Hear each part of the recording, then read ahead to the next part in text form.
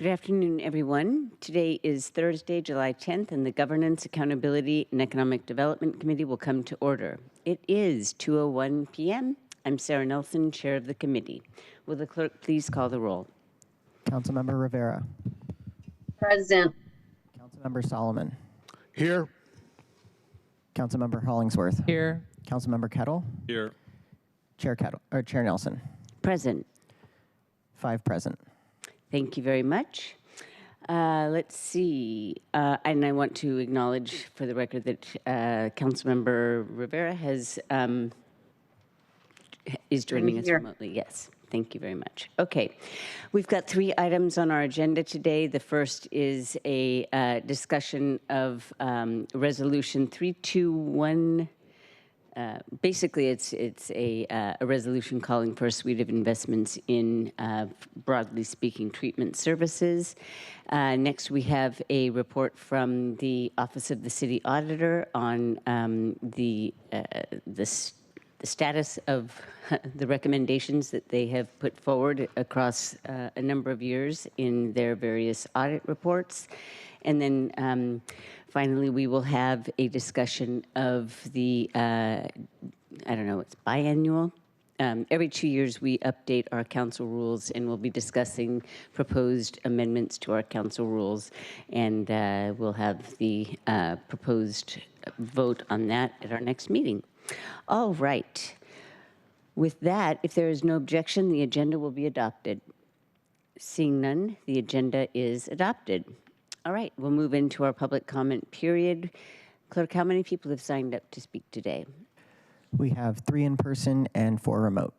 All right, let's go with the in-person commenters first, and everybody could have 2 minutes. Thank you.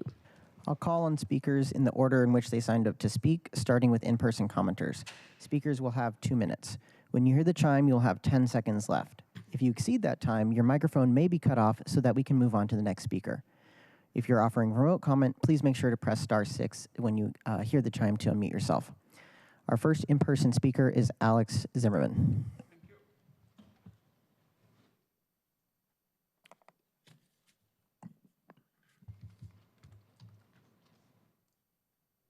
Yeah. Sie Heil, my dirty damn Nazi Gestapo fascist pig, map and bandita. My name Alex Zimmerman. I don't want to speak today about statement what is damn Nazi pig cut for my 25 election. Yeah, I want to speak about number 3, rules. 10 years ago, you changed rules, bring Nazi Gestapo rules to Seattle. This only about one man, basic Alex Zimmerman. So you give me 18 trespasses for 1,500 days. For 5 years, I cannot come and speak only because I have different opinion. It's critical, absolutely. And who did this? It's very interesting, guys, because fascism, what is we have right now, go in progress. Consul Harrell, mayor right now, 10 years ago, approves this and brings this to life. I remember this very well. So 10 years later, we have Mayor Harrell right now. So for 4 years, never have one Q&A and close 7th floor. So in my statement, what is a cut and what is Harrell doing for the last 4 years is only show fascism go bigger and bigger. It's not only fascism. This fascism with Gestapo rule, you're more dangerous than Nazi or commie, you know what it means? How is this possible? You exist for 30 years. Is this 750,000 slave scared, stand up and clean this chamber totally like supposed to be? When you don't doing this, it will be for another 30 years. No one fascism in Europe and South America exists for many this 30 years. In your fascism, a Nazi Gestapo rules, what is very aggressive, exists for 30 years. It will be exist for another 30 years. When this freaking idiota, 750,000, not stand up. Viva Trump, viva New American Revolution. It's only one way for clean this chamber. Thank you very much. Thank you. Our next speaker is Esther Lucero.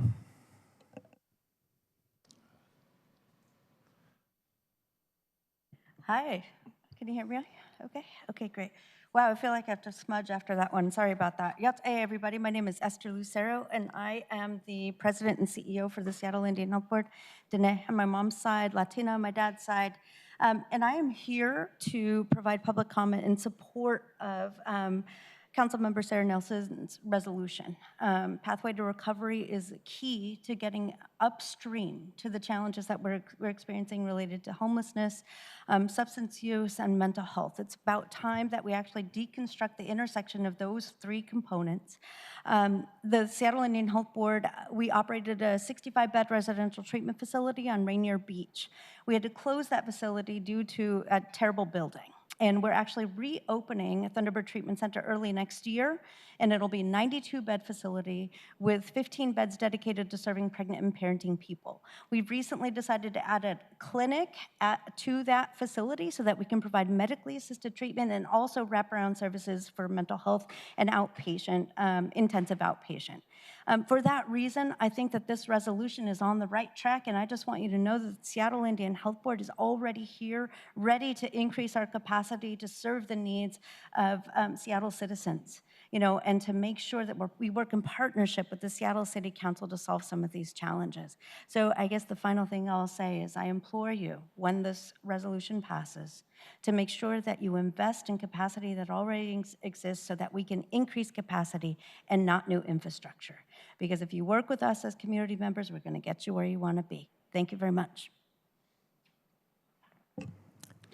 Before the next speaker, I do want to say for the record that I do support that investment. In fact, I tried to get that into our 2025 budget. It was not included in the chair's package, but I think that the information that I read was that that you have been providing 25% or 80% of the capacity, the residential capacity. 80%. Our next in-person speaker is Andrea Suarez. Hello, Andrea Suarez from We Heart Seattle. I'm here to support you, President Nelson, on your resolution for Pathways to Recovery. This is a historical moment to be here as a new provider, private funded, with Old Guard and my colleagues here to my right. That we need a focus in this area, and how we get there, I think, is open for discussion and debate, and I would love to be at that table with this group on how we actually distribute that money. In San Francisco, they just adopted a policy where safer smoking supplies, for example, are no longer allowed to be distributed in public spaces like schools or parks or sidewalks. So I'm up here to ask incrementally right now what we can do to change the culture in Seattle from a drug-friendly culture where we invite people to come here and use drugs in our open-air drug markets fueled by a lot of the corruption related to things like food stamp cards and this bottomless pit we have. There is no rock bottom in Seattle because we make it really friendly to get high here. And I'm holding here methamphetamine pipes and foil that are handed out together at the King County Behavioral Health on 4th and Blanchard. We're handing it out street sides. Other providers, mutual aid, People's Harm Reduction Alliance are handing these tools out to smoke lethal drugs. And fentanyl's changed the game. I think this is part of the conversation that we have to stop handing out tourniquets and pipes and foil and cookers. And I ask my colleagues to stop doing that within your low barrier housing. It's not working. And I don't hate the player, I hate the game. I hate that you have a fentanyl smoking shack in the back of your hotel. At least I respect you, the person, the colleague, but I can't get behind that. I toured the Kennedy House at the DESC. The carpets are pitch black, rats, rodents, bugs. We need to fix what we have and stop the endless rift that are killing our loved ones inside these houses to my right. Thank you. Thank you. That is our last in-person speaker. We'll now move to remote comment. If you're referring remote comment, please make sure to press *6 to unmute yourself. Our first remote commenter is Andrew Constantino.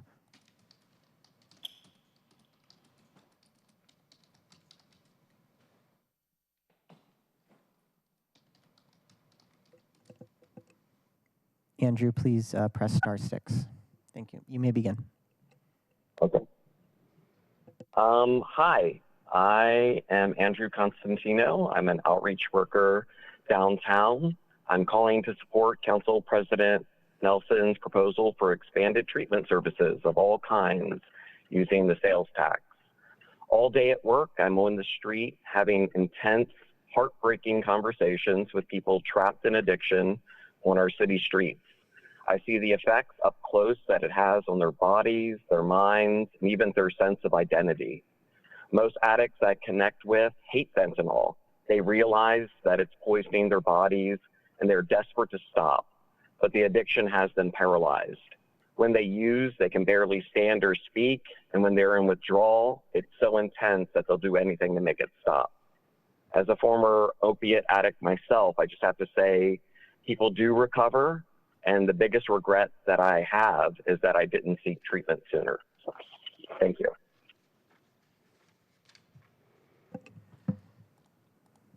Thank you. Our next remote speaker is Joe Knuesler.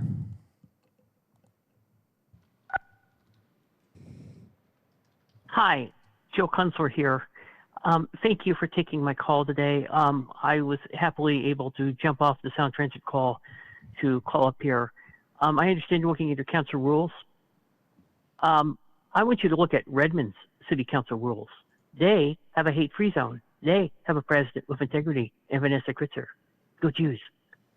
They have banned Zimmerman for 6 months at a time.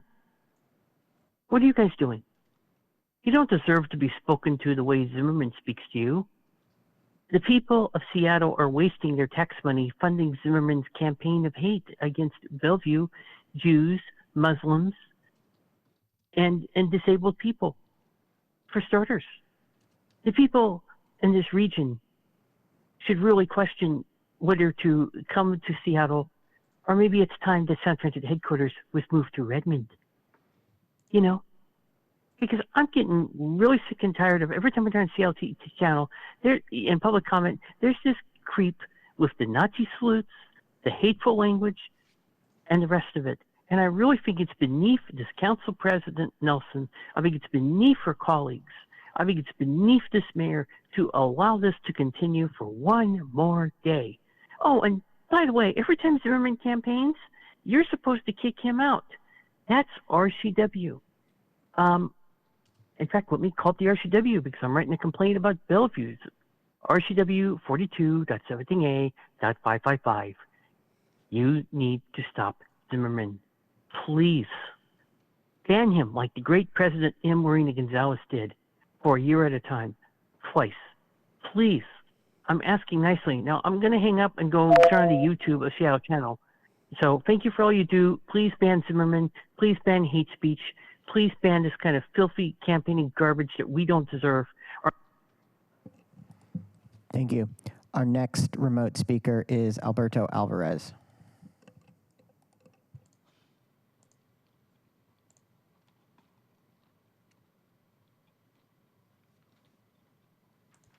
Thank you.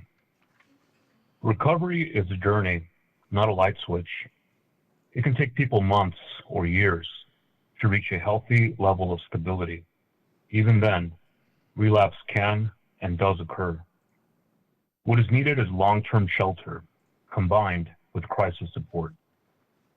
Programs that detox for a short time only to kick patients out at the first sign of relapse put people on a dangerous path. Relapse with no help is often more destructive and sadly also deadly.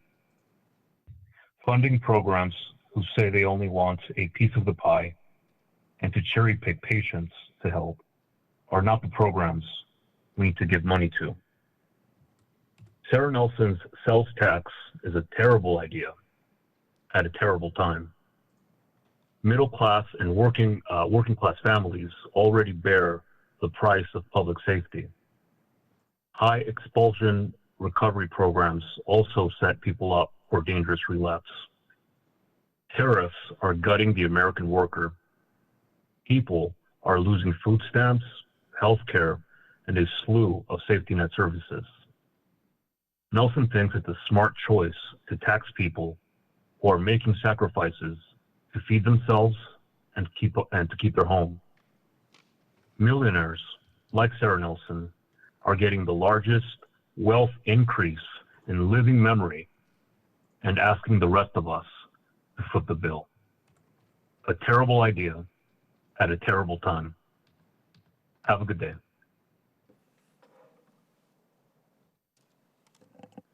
Thank you. Our final remote speaker is David Haynes.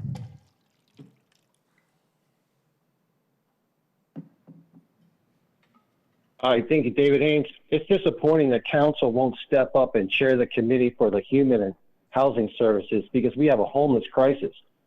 And the thing is, if you want to address with like innovative and comprehensive approaches to public safety, you must incorporate the regional response from the state and federal level to build and pay for the capacity needed and the qualified service providers with the court-ordered low-security conscription to fight the addiction without these drug addicts roaming around after they get released from the clinic, still dehydrated, still brain and body damaged, dying of starvation with barely any food.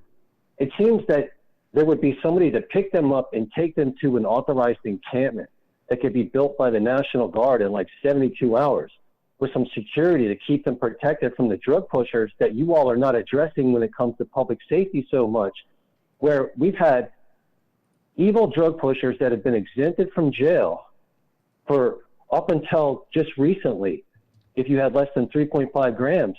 And the police chief and others have trained to accommodate that reality that everybody has to be considered a personal user. And it has resulted in failed crime-fighting responses. But it has proven that the police chief's agenda is to get rich on overtime, propagandizing in law-abiding community and law-abiding events how safe we are because they're around. But yet they're always quick with a political excuse or a budgetary excuse or citing manipulated data that perceives a success in safety. But yet every single day, nobody can go from point A to point B within the transit-oriented business community without being subjected to evil, predatory, sketchy lowlifes that have not been dealt with proper. That is our final commenter. Thank you very much. We've reached the end of our public comment list, so public comment is now closed. I do want to note my appreciation to Mr. Kunzler for indicating that perhaps Bellevue conducts public comment in a better way and discourages abusive behavior, so I will definitely tune into those meetings to get some tips.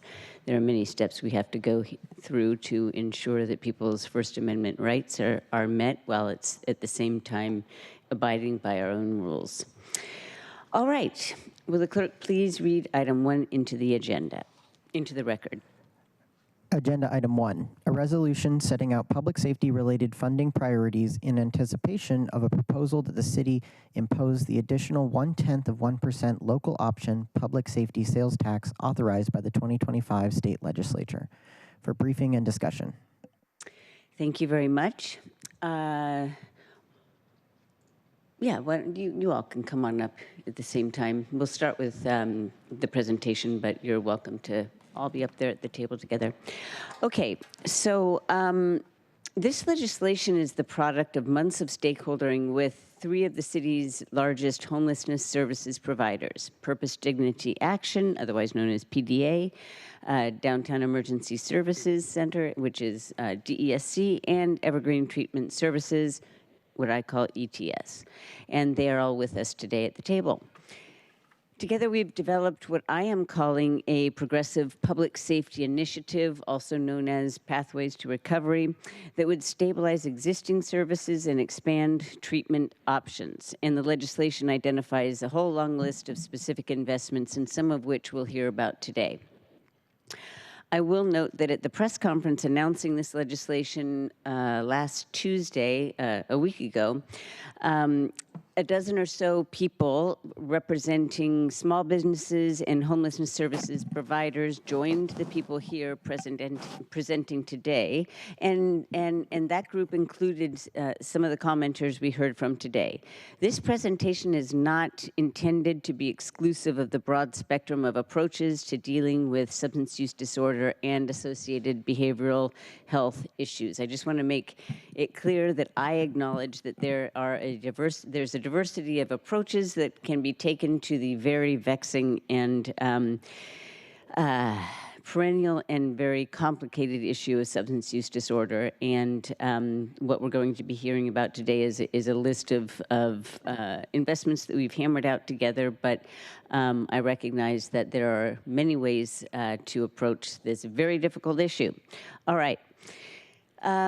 Let's see. The funding for what we'll be hearing about today comes from a new 0.1% public safety sales tax that was authorized by the Washington State Legislature this year. Note that I am not calling for an increase in sales tax, but Mayor Harrell has expressed interest in implementing it because it would generate about $35 million a year, and could fund not just police services, but also a broader range of behavioral health investments.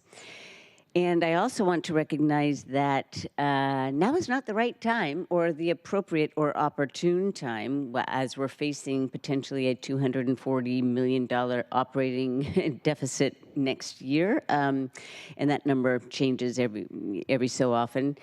And that is also before the federal cuts that we are anticipating could be coming down the pike. My point is that now is not the what you would consider to be an obvious time to be proposing new investments, but I will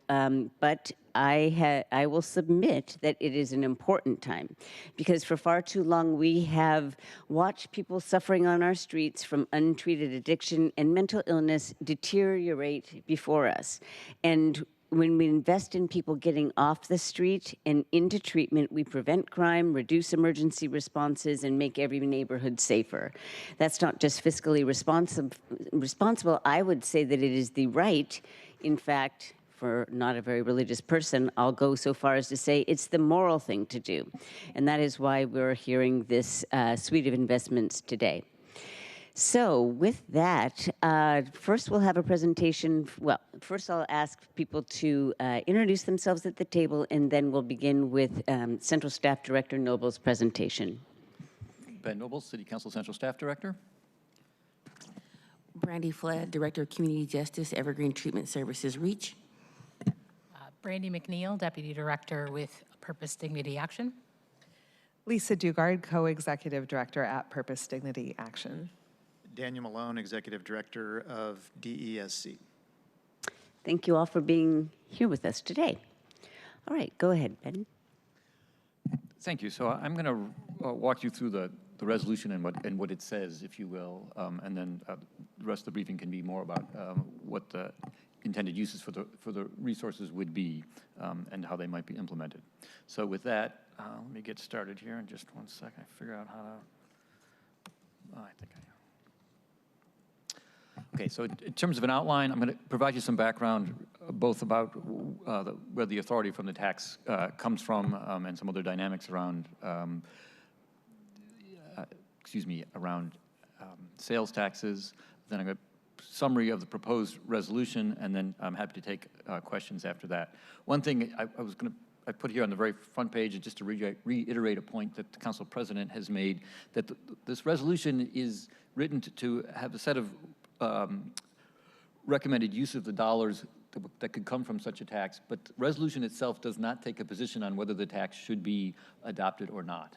There's an anticipation that the executive may propose such.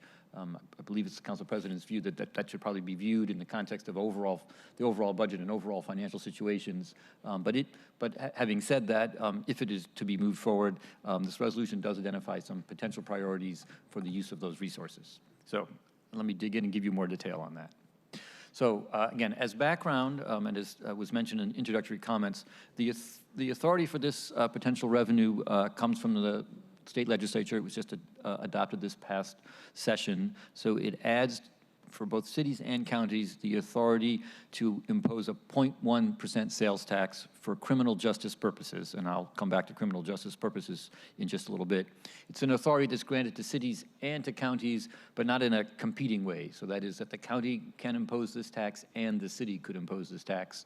Obviously, the net impact would be a 0.2% increase in the overall sales tax rate. And I say that because we do know that the county is considering the very same proposal. And then just, again, as further background, separately, the city has had some longstanding authority to ask the voters to approve such a sales tax as well.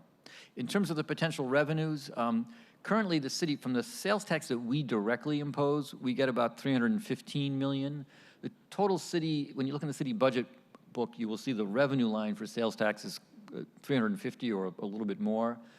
That's because that includes our share of the county's public safety EMS levy sales tax. That it's an EMS. There's an emergency services sales tax that we get a portion of, and that's where our total comes from.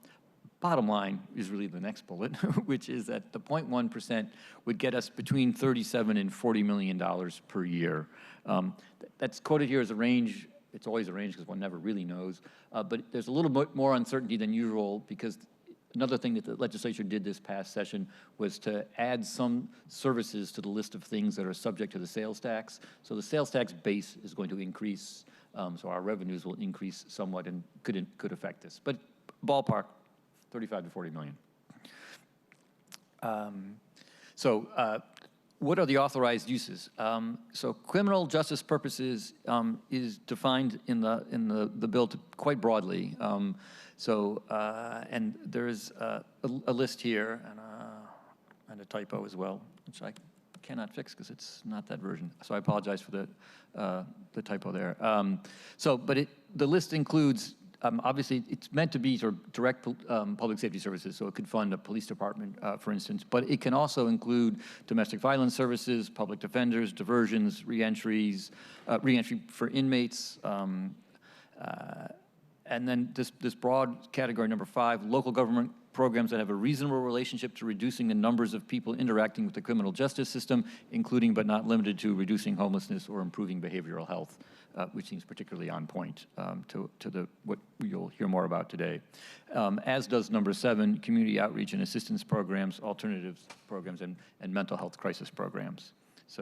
And I would also note, and it's important, that the authority granted to the city includes no prohibition on supplantation. So in other words, you could impose a tax and use the revenue stream to pay for services that are being provided now. I think speculatively, part of the state legislature's motivation was to ensure that local governments who might be facing losses in revenues would have sufficient resources to maintain some of their existing public safety efforts, as well as potentially expand them. So again, which is why there's no barrier to supplantation. And then in terms of timing, this one's a little bit interesting.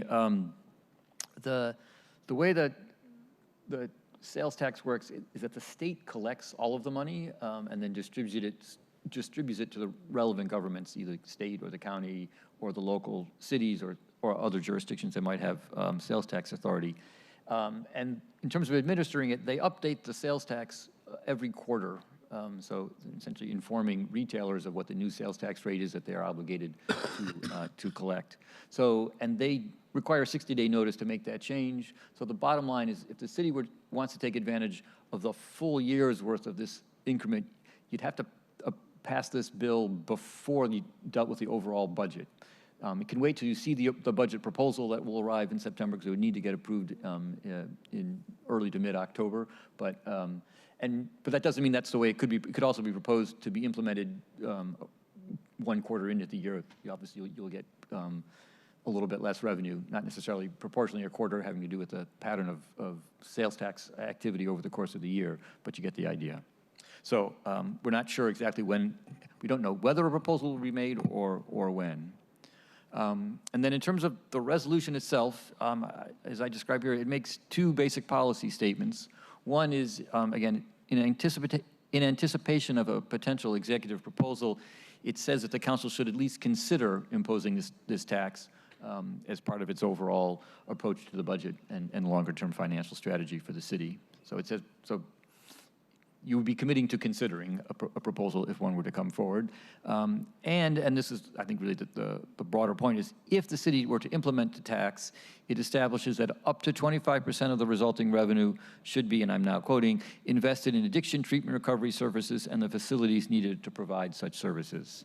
And then the resolution further states that those services should be targeted to those experiencing chronic homelessness or being diverted from the criminal legal system.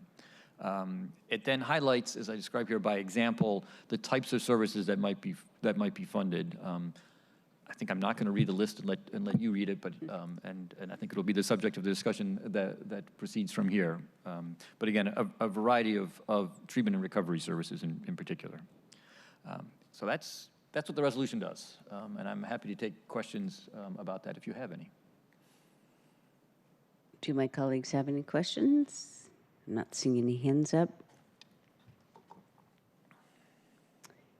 Okay. Back to, I wanted to note that the HB 2015, which was the enabling legislation of the public safety sales tax, was sponsored by Representative Entenmann and advanced by the Legislative Black Caucus.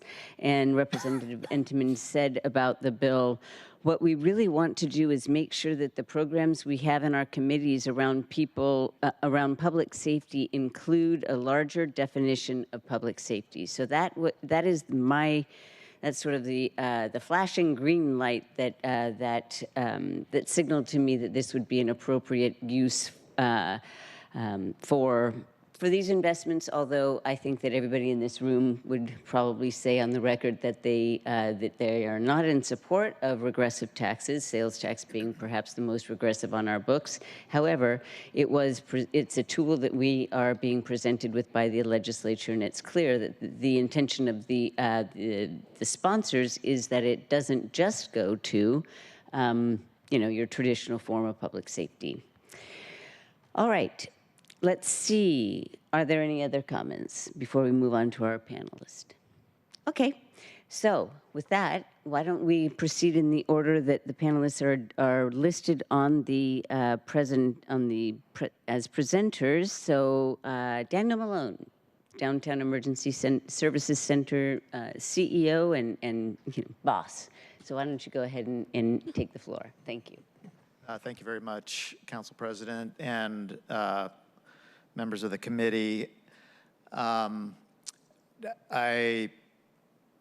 share the view that Representative Entenmann and the legislature as a whole was wise to include in their definition of public safety addressing issues like substance addiction. And I think it would be wise for the city of Seattle if it proceeds with implementing the tax authority that the legislature provided to do the same and enhance our ability to and availability of tools to help people suffering with serious substance use disorder on our streets.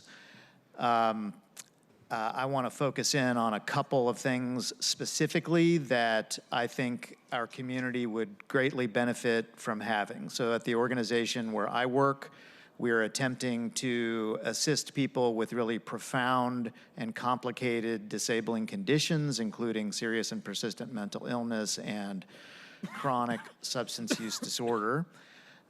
We find that providing people with a stable place to live is the single most important thing that we can do, but it's not the only thing that we must do. We need to provide people with an array of services, including treatment services that will assist them on this pathway to recovery.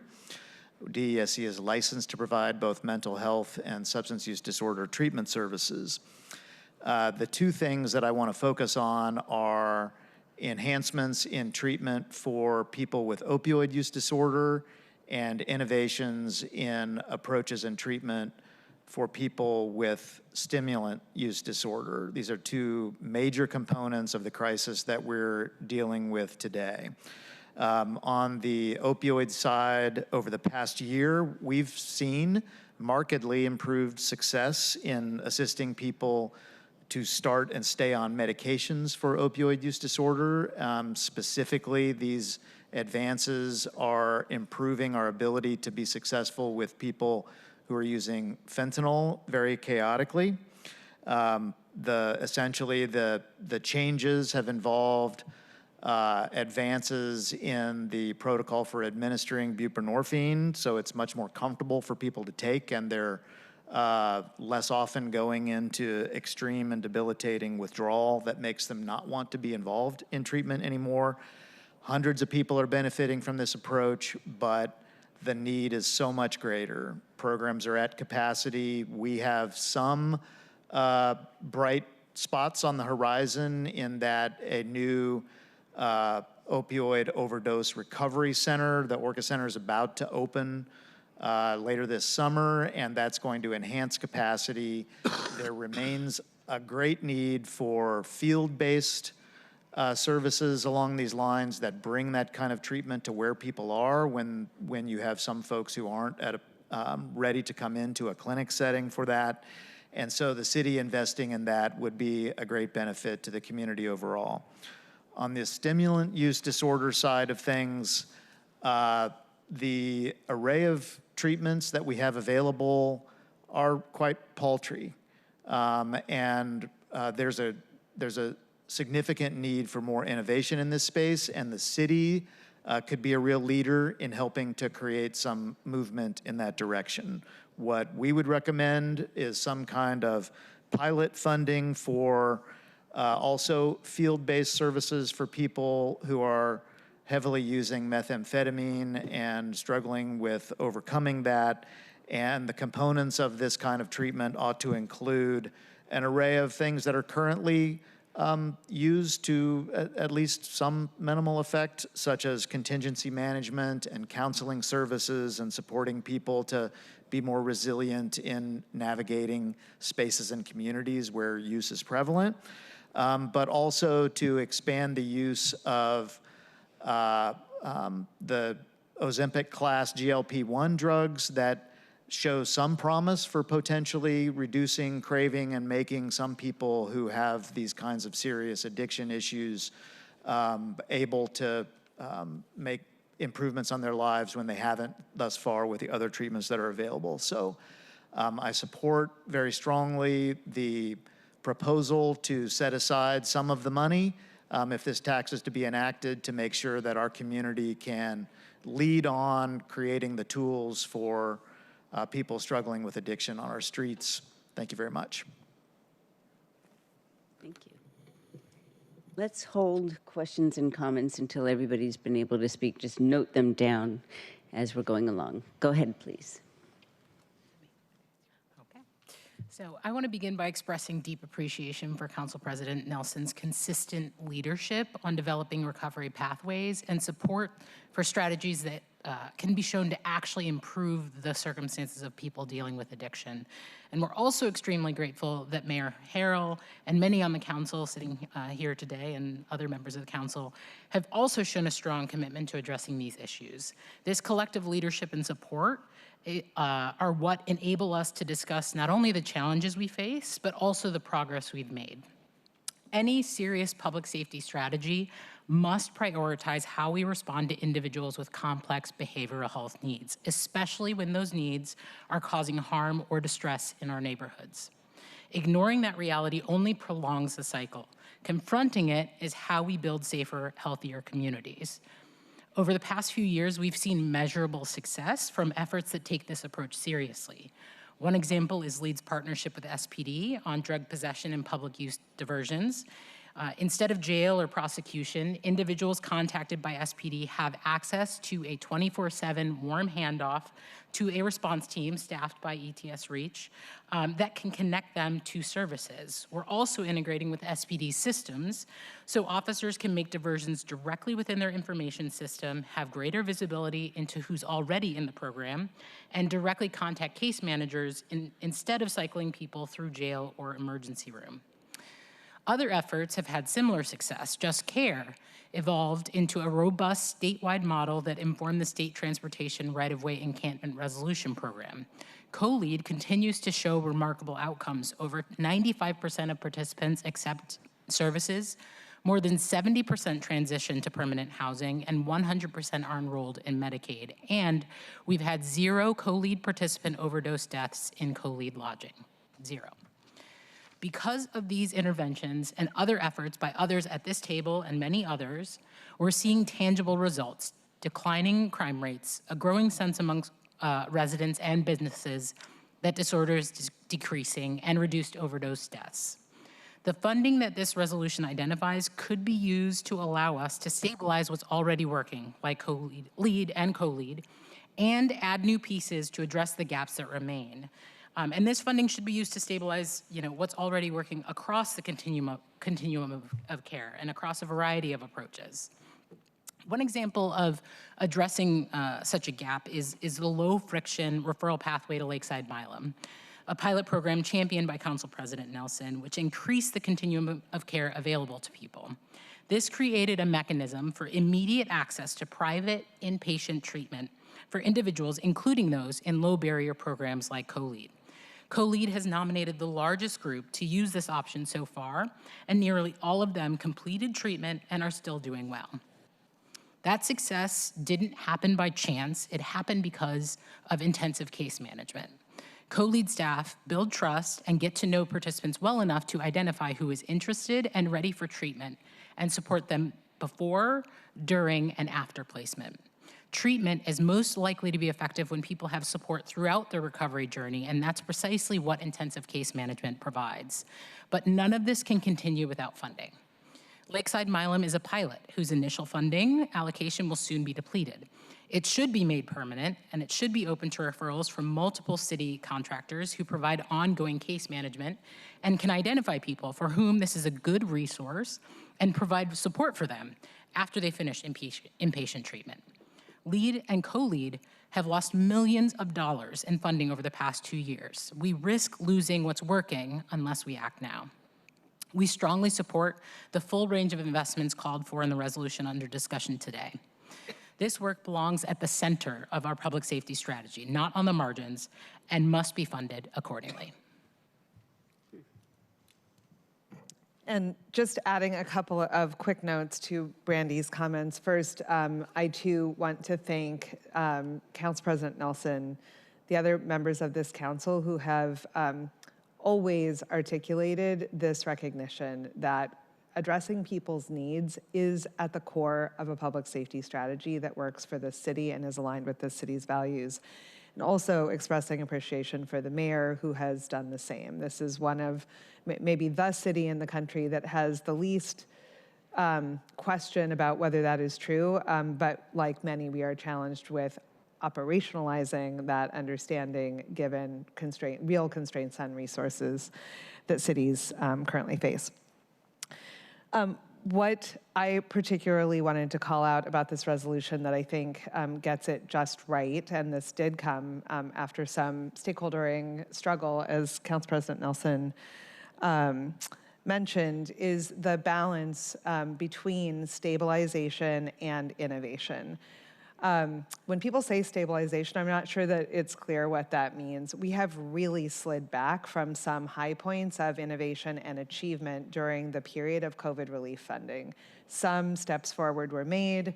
It was also the state's encampment right-of-way resolution program funding that has also ended. So large tranches of funding that allowed sort of rapid reconfiguration of how it was possible to respond to large groups of people on the street dealing with substance use issues and other mental health conditions.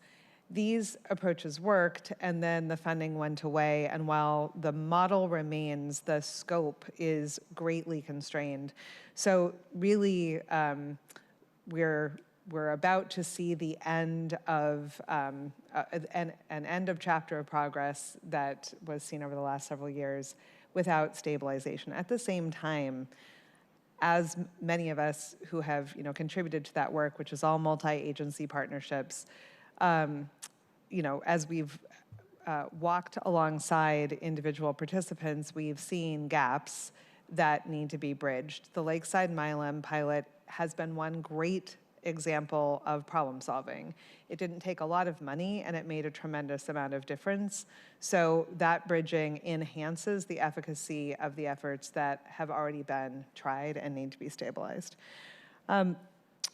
The other thing that I really appreciate about the framework of the resolution is that it at least implicitly reconciles the tensions that have been alluded to in some of the public comment between sort of philosophies of recovery. And it centers on the SAMHSA framework for recovery, which is integrated. It recognizes that low barrier engagement is a part of the recovery journey, and that ultimately all people need access to and deserve access to all of the treatment modalities when they are the right solution for them. So I think there is much less disagreement about, where is the destination and what is the objective than one would think from kind of reading national, culture war fights about this. The low barrier engagement strategies that are reflected in a portion of the sort of high level list are complemented by access to traditional recovery strategies, and make sure that once people have made major changes in their substance use, they do not have to return to shelter and housing in an environment where other people are still in active use. Super important. We use that road, support that, and I think that this is a well-balanced framework showing that this is a unity and a continuum. My only request is that the current, I see that the current version says up to 25%, and I just have this caution that it would be a real shame if in the end, based on where you all end up and where the mayor ends up, you want to make investments that go above 25% of this fund, and somehow this resolution, which is meant to support this work, acts as an accidental cap on investment. So at least 25% would not make it a cap. Up to 25%, it might sort of inadvertently end up limiting what the city can do in this realm, which I know is not the intention. Thank you so much for having us. Thank you. Okay, thank you, Councilmember Nelson. I'm here on behalf of my organization, Evergreen Treatment Services. And so I just want to thank you for this resolution first and foremost, especially our local government filling in for the abandonment of our federal government on the most sick and vulnerable people in our city. As my CEO, Steve, would say, every little bit is going to help, and an investment in recovery-oriented services is the way to go for our city, especially considering our fentanyl crisis. And this resolution offers multiple core pathways to get people in treatment, especially programs such as LEAD and co-lead that are on the street, work with law enforcement, doing street and community outreach, and the long-term case management to actually connect people to services when they're ready. When we look at our data for LEAD and co-lead, it shows that for less than 5% of our Reach LEAD clients are housed during program enrollment. So that means they're homeless during program enrollment. Today, right now, 40% of our LEAD participants are housed. And so you need these alternative services to connect people to treatments and to get healed. It's very, very, very difficult to heal outside. Also, I'm attached to Evergreen Treatment Services, and so this resolution would help support methadone opioid use disorder models, especially our mobile medical van work, where, especially in this crisis, you need to meet people when they're at. So if you have that window of opportunity where somebody wants to get treatment, you need to be in the places where they're struggling with it the most, which is in our neighborhoods.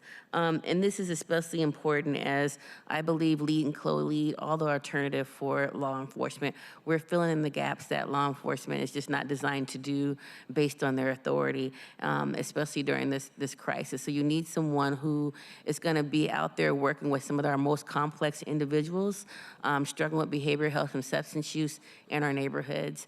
And if it's not funded at the levels that it needs to be, it's gonna be harder to do that with those folks. It's not a situation where you could kind of Band-Aid it. So I appreciate this effort to fill in the gap, to do that work. So we have multiple core pathways through treatment with alternative programming such as LEAD, co-lead, mobile medical vans that are supporting MOUD services and supportive housing for the folks that are struggling with substance use.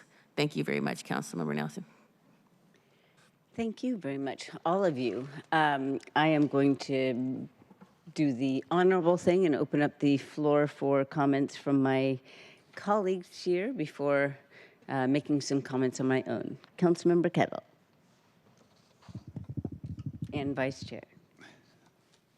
Thank you, Council President. Thank you, everyone, for coming. I really appreciate it. And then I extended it also to the public commenters as well, to include We Heart Seattle. I think it's important to have everyone present and all voices heard. There's a few pieces here as I look at this. One is, starting off with Director Noble's briefing, is the, and I've been talking about this related to the B&O tax. I think everything that we're looking at should be in the construct of a comprehensive plan approach to how we're doing taxes, whether it's B&O, payroll and expense tax. We need a housing plan, which makes us smarter on the budget pieces that relate to that. And then, of course, this .1 public safety sales tax proposal that we have. And it's important, and I hear the points made, but it should also be noted that, you know, this also opens up the opportunity related to the 100 million piece that's at the state level as well. And that's not been talked about, but that's also a piece.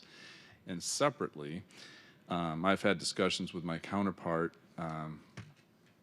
both in terms of his committee assignment plus his area of coverage in District 7, his District 4, King County Councilmember Barron, and clearly the county is moving forward. And I think that it's really important for us, and I don't really know exactly what the King County Council is going to be doing. Generally, I have the general pieces that they do, but I don't know the details. But whatever they do with their .1 public safety sales tax, and public safety being redefined here, we should be in sync. And I think it's really important for DSC, you know, PDA lead, you know, and every group here to be, to Evergreen, to be represented at the county level too. And it's really incumbent on us. This goes to, I know I'm the vice chair of this committee, but I'm chair of my public safety committee. Pillar 6 of our strategic framework plan is working in a One Seattle way with the county and the state. And this is clearly an area where we need to be working with the county, because I think, as my father used to say, many hands make light work. If the county and the state and the city are working together in this area, and particularly in this topic that we're talking about today, you know, we could be more effective and less duplicative, more efficient, whatever, all the above. And I think we can do that. And I think that should be important. I also think, we need to be thinking budget in terms of federal impacts. Direct budget federal impacts, but then indirect federal impacts. I am scared, and I use that word purposely, I'm worried, I use that word purposely, what the Medicaid pieces of the big, what I would call very ugly bill, the impacts.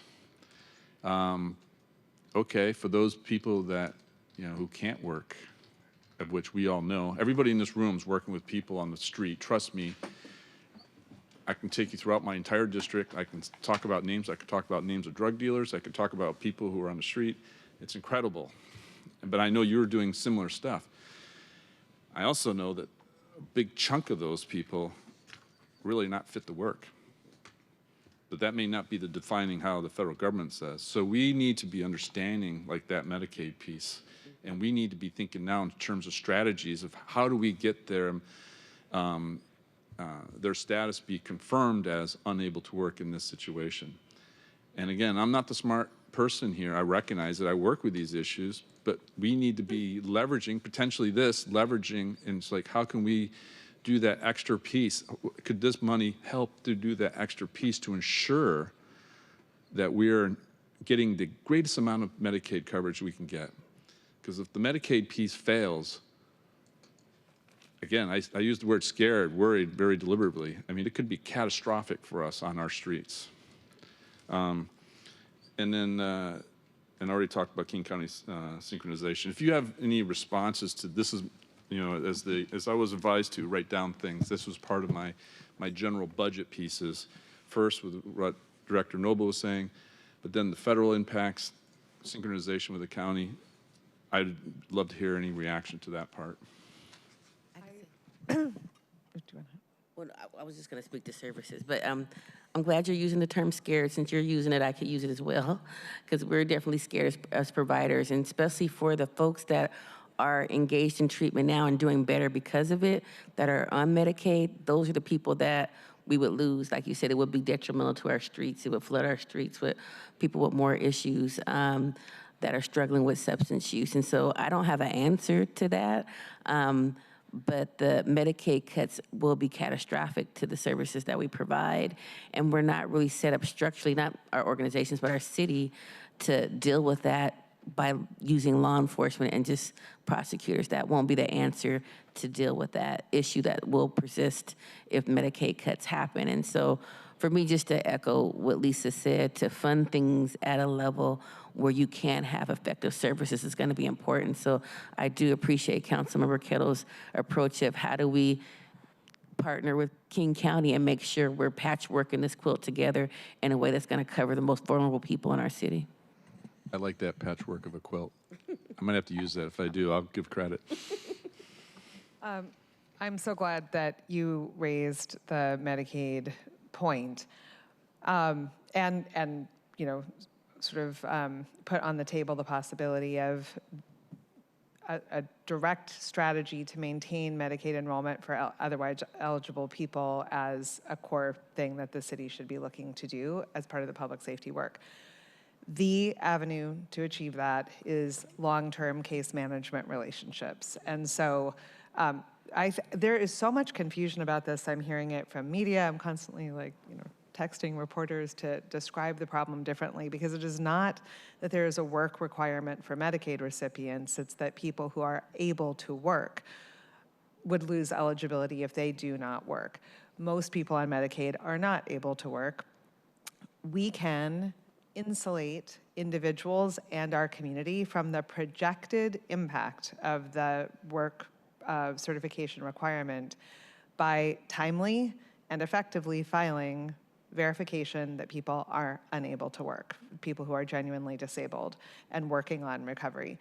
That, and not to say that everybody working on recovery is unable to work, but for those who are not able, certifying it will maintain Medicaid eligibility. The projected reductions of the rolls are just essentially projected churn. So it is expected that people who are eligible will lose coverage because they don't file the certification. We can prevent that outcome. And who is able to do that is people with long-term case management relationships with hard-to-reach participants. So you know where the person is, the person knows why you're coming and asking for information or getting their signature on a form. I think we can make we can change that impact level for Seattle quite significantly if we maintain and stabilize the long-term case management programs. And that's really, so Brandy, I think, mentioned that everybody in co-lead, 100% of co-lead participants are enrolled in Medicaid. That's just an example of what you can accomplish when you can find people and people trust you. I also wanted to just flag the Criminal Justice Training Commission $100 million grant program, which Councilmember Kettle referenced, which does seem like an important piece of the puzzle, but it is one-time funding. And if I can just plead, when Brandy said lead and co-lead has lost millions of dollars, that's not because of a cut exactly, it's because it was funded by one-time dollars that went away. And so this work is extremely difficult to maintain with one-time funding. If it is a core piece of the picture, then core matches to base budget. And I think that's why we so appreciate the resolution centering work in this realm as part of what needs to be backed by the base budget. That doesn't mean that the grant program won't have an important role to play on our local landscape, but funding this kind of work with one-time funding kicks the can down the road to the next year in a way that you're already seeing with our current predicament. We've seen $3 million in reduction in city funding for LEAD over the last couple of years because it was based on one-time funding, a PET borrow allocation, just as an example. Understand your one-time funding point. I think I've heard it before. The other thing, Chair, just quickly, the other main section I want to talk about is, the public safety piece and the overlap with the human services piece and the public safety approach and so forth. And as I said many times, public safety, public health, and homelessness, they don't stack on top of each other, but there is the overlap and they influence each other. And if we don't succeed in public health, we're not going to succeed in public safety. And that's just not a tagline. This is just basic facts.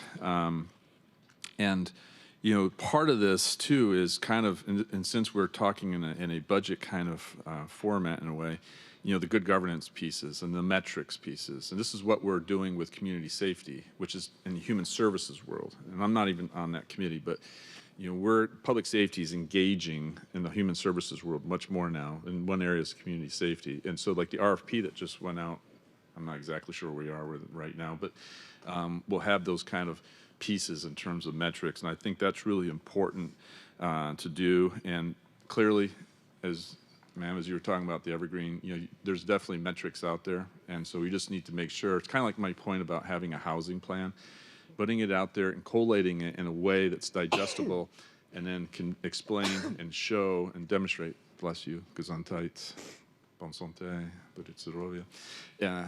that that we're making smart decisions. And if we make decisions where there's trade-offs, then people can see the trade-offs and say, okay, there's a logic there in terms of why we went there. And I think that's really important. Speaking of good governance, I just want to put a plug in because I'm dealing with a lot of challenges, good neighbor agreements. And this is about working with service providers to highlight to their clients, like, hey, this is the impact you're having on your neighborhood. And oh, by the way, if you want these organizations to be able to support you in the future, be mindful of what's happening in the neighborhood, in terms of businesses and the like. And that's really important. There's so many places across D7 in our city where we're dealing with this. And I even got the state. I had an assistant secretary from DSHS, Social and Human Services in Belltown at their community service office there. Because I was highlighting to her, I go, hey, what can you do differently? Because when you hand out the EBT cards, they get sold 50 cents on a dollar, and then Giovanni across the street, the drug dealers, then, this is the dynamic that we have. And how can we change things up? How can we put pressure on the system? And we're looking to put pressure on the system related to the people who are preying on the vulnerable that you help support. So it's like, how do we attack those that are preying on those that are vulnerable, the people that you're trying to help? How do we protect them from those that are preying on them? And I think good neighbors agreements are good because that creates that conversation. And we noted the criminal justice systems, like how can we improve our criminal justice system? This is something that I'm looking to do in my committee. And in here is like, how do we get better treatment options in the criminal justice system? If you go to KCJ, what happens to you? Are you getting that level of care? And then we talk about warm handoffs, like with LEAD. On the back end, you talked about this a bit, the warm handoff on the back end. Are they getting treatment at KCJ in this case? And is there a process to ensure there's no backsliding, which goes to recidivism and the whole like? And the last point I do want to say too, and I recognize there's challenges here, but we do need an all hands on deck effort and different approaches. I'm not your typical Seattleite person. I'm definitely nuts and bolts and all that. And it's like, hey, we need to have a all hands on deck. And so there's different approaches. I recognize we have We Heart Seattle here. And I will say on this front, in terms of like reaching out, is Mr. Tim Emerson is like the best person I've ever seen on the streets doing the outreach. I love Tim. And that's just an example where we need everybody to include Tim in this effort, and I think that's important. And with that, Council President, I'm done. If you have any remarks regarding that, I'll welcome them, but I'm finished. Thank you. I only have one remark, Councilmember Kettle, and like you said, like you talked about the place on 4th and Blanchard, we're right there on 3rd and Blanchard, so we're in the heart of it. And like you said, what do you do? And it is all hands on deck. Reach has been around for about 30 years, and although I care about everybody who's on the street, in terms of public safety and what we do with LEAD and Reach and our street outreach programs and treatment, you have to be intentional about who you're serving. And we are serving the people who are being preyed upon. We are not serving the people who are doing the predator. I don't like the word predator, but that are hurting people. And this drug crisis has changed the game on that, where there are dealers hurting people and things of that nature. This is the first time in our history of the organization that we will be partnering with our local condominiums and things in that neighborhood to help pay for security and things of that nature. And it is gonna look different for those people we serve, but I do believe that not just the people who have money in the community, the people who are the most vulnerable in the community do help set those boundaries. So we're gonna be partnering with security, partnering with the people that live outside in the neighborhood to set some better boundaries in those neighborhoods around what we want and don't want in our neighborhoods and what is safe to do in our neighborhoods. And so although I know there will be critics on how that is served or how we do that, but being intentional about who we serve, what we're doing with long-term case management is the way to do that. And it does mean that it'd be a fine line between the general social services or abolition work versus public safety. But at the end of the day, we want to be safe in our communities. We want people to access the things they need to heal. And we want to work with all partners to do that and have all hands on deck if we're going to have a better Seattle. I agree. And by the way, I should visit, and I should meet with you. I can meet there at Blanchard, and I'd be welcome to do that, and Mr. Malone as well. I'd be more than happy to do that. And so it's like, how can we work together to target those that are preying on, because it's important. And things like the soda bill too is impacting Blanchard because it's changing the dynamic. And so this is where we work in this case with the West Precinct to take advantage of the shift to address. And this is where the bike cops come in right now. And so we have these dynamics working. So we have to have this discussion. I love what you just said, because that goes exactly to what I was talking about. So thank you. Thank you. Councilmember Hollingsworth. Thank you, Council President, and thank you for bringing this resolution, and thank you all for your hard work. I know this is extremely tough. When I listen to these meetings, obviously we see what's going on the streets, and know that you all are doing your hardest work at this to get people help they need for treatment. One of the questions that I have, and I know on a lot of people's mind, is the investments over outcomes, and how we can get better at that, and having honest conversations about where we are currently and the transparency of the process. At any point in time, I can go on the Washington Board of Education, and I can look at how much we're spending per kid, child, investment in their education, demographics, per school, per lunch, per everything. And what would be really helpful, and I know we can go and look at all the overdoses, but on King County, they have a dashboard you all know. Sorry, I don't want to tell you something you all know, but what would be really helpful for people is like easily digestible information to know what we're spending, what are the outcomes, because what different providers have of their story of success is different all across. And if we had uniformity and like, hey, this is what success looks like to us. Like I can hear a provider say, hey, 60% of our clients, are A, B, C, D. Well, I don't know how many clients that is or what that even looks like. And I think what would be helpful to digest, like the thousands of reports that I read constantly, the stuff I see online, the stuff that I get from you all or here, or all this information, is to literally have one thing where we can go to understand the impact that we're having in the investment.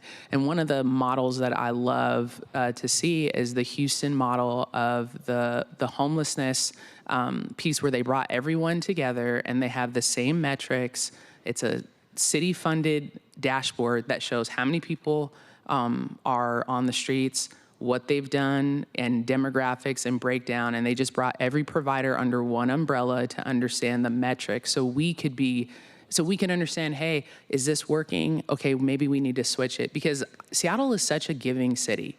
Every time I talk to someone, they're like, hey, what can I do to help? How much more money? What do we need to do? And I hear people talk about, the funding and the money piece, but I also want to know, what progressive outcomes are we also going to expect and have to make sure that that people that are on the street are getting the services they need? I was just at a walk around a week ago with the proposed crisis care clinic on Capitol Hill, doing a walk around with the neighbors. I walk around the corner. This girl shouts out my name. "What's up, Joy?" And I looked and I said, "What's up, T?" And sorry, I said her name, but I just said her first initial. And this was a girl I played basketball with, and she was on the street off fentanyl. Hadn't talked to her mom in weeks.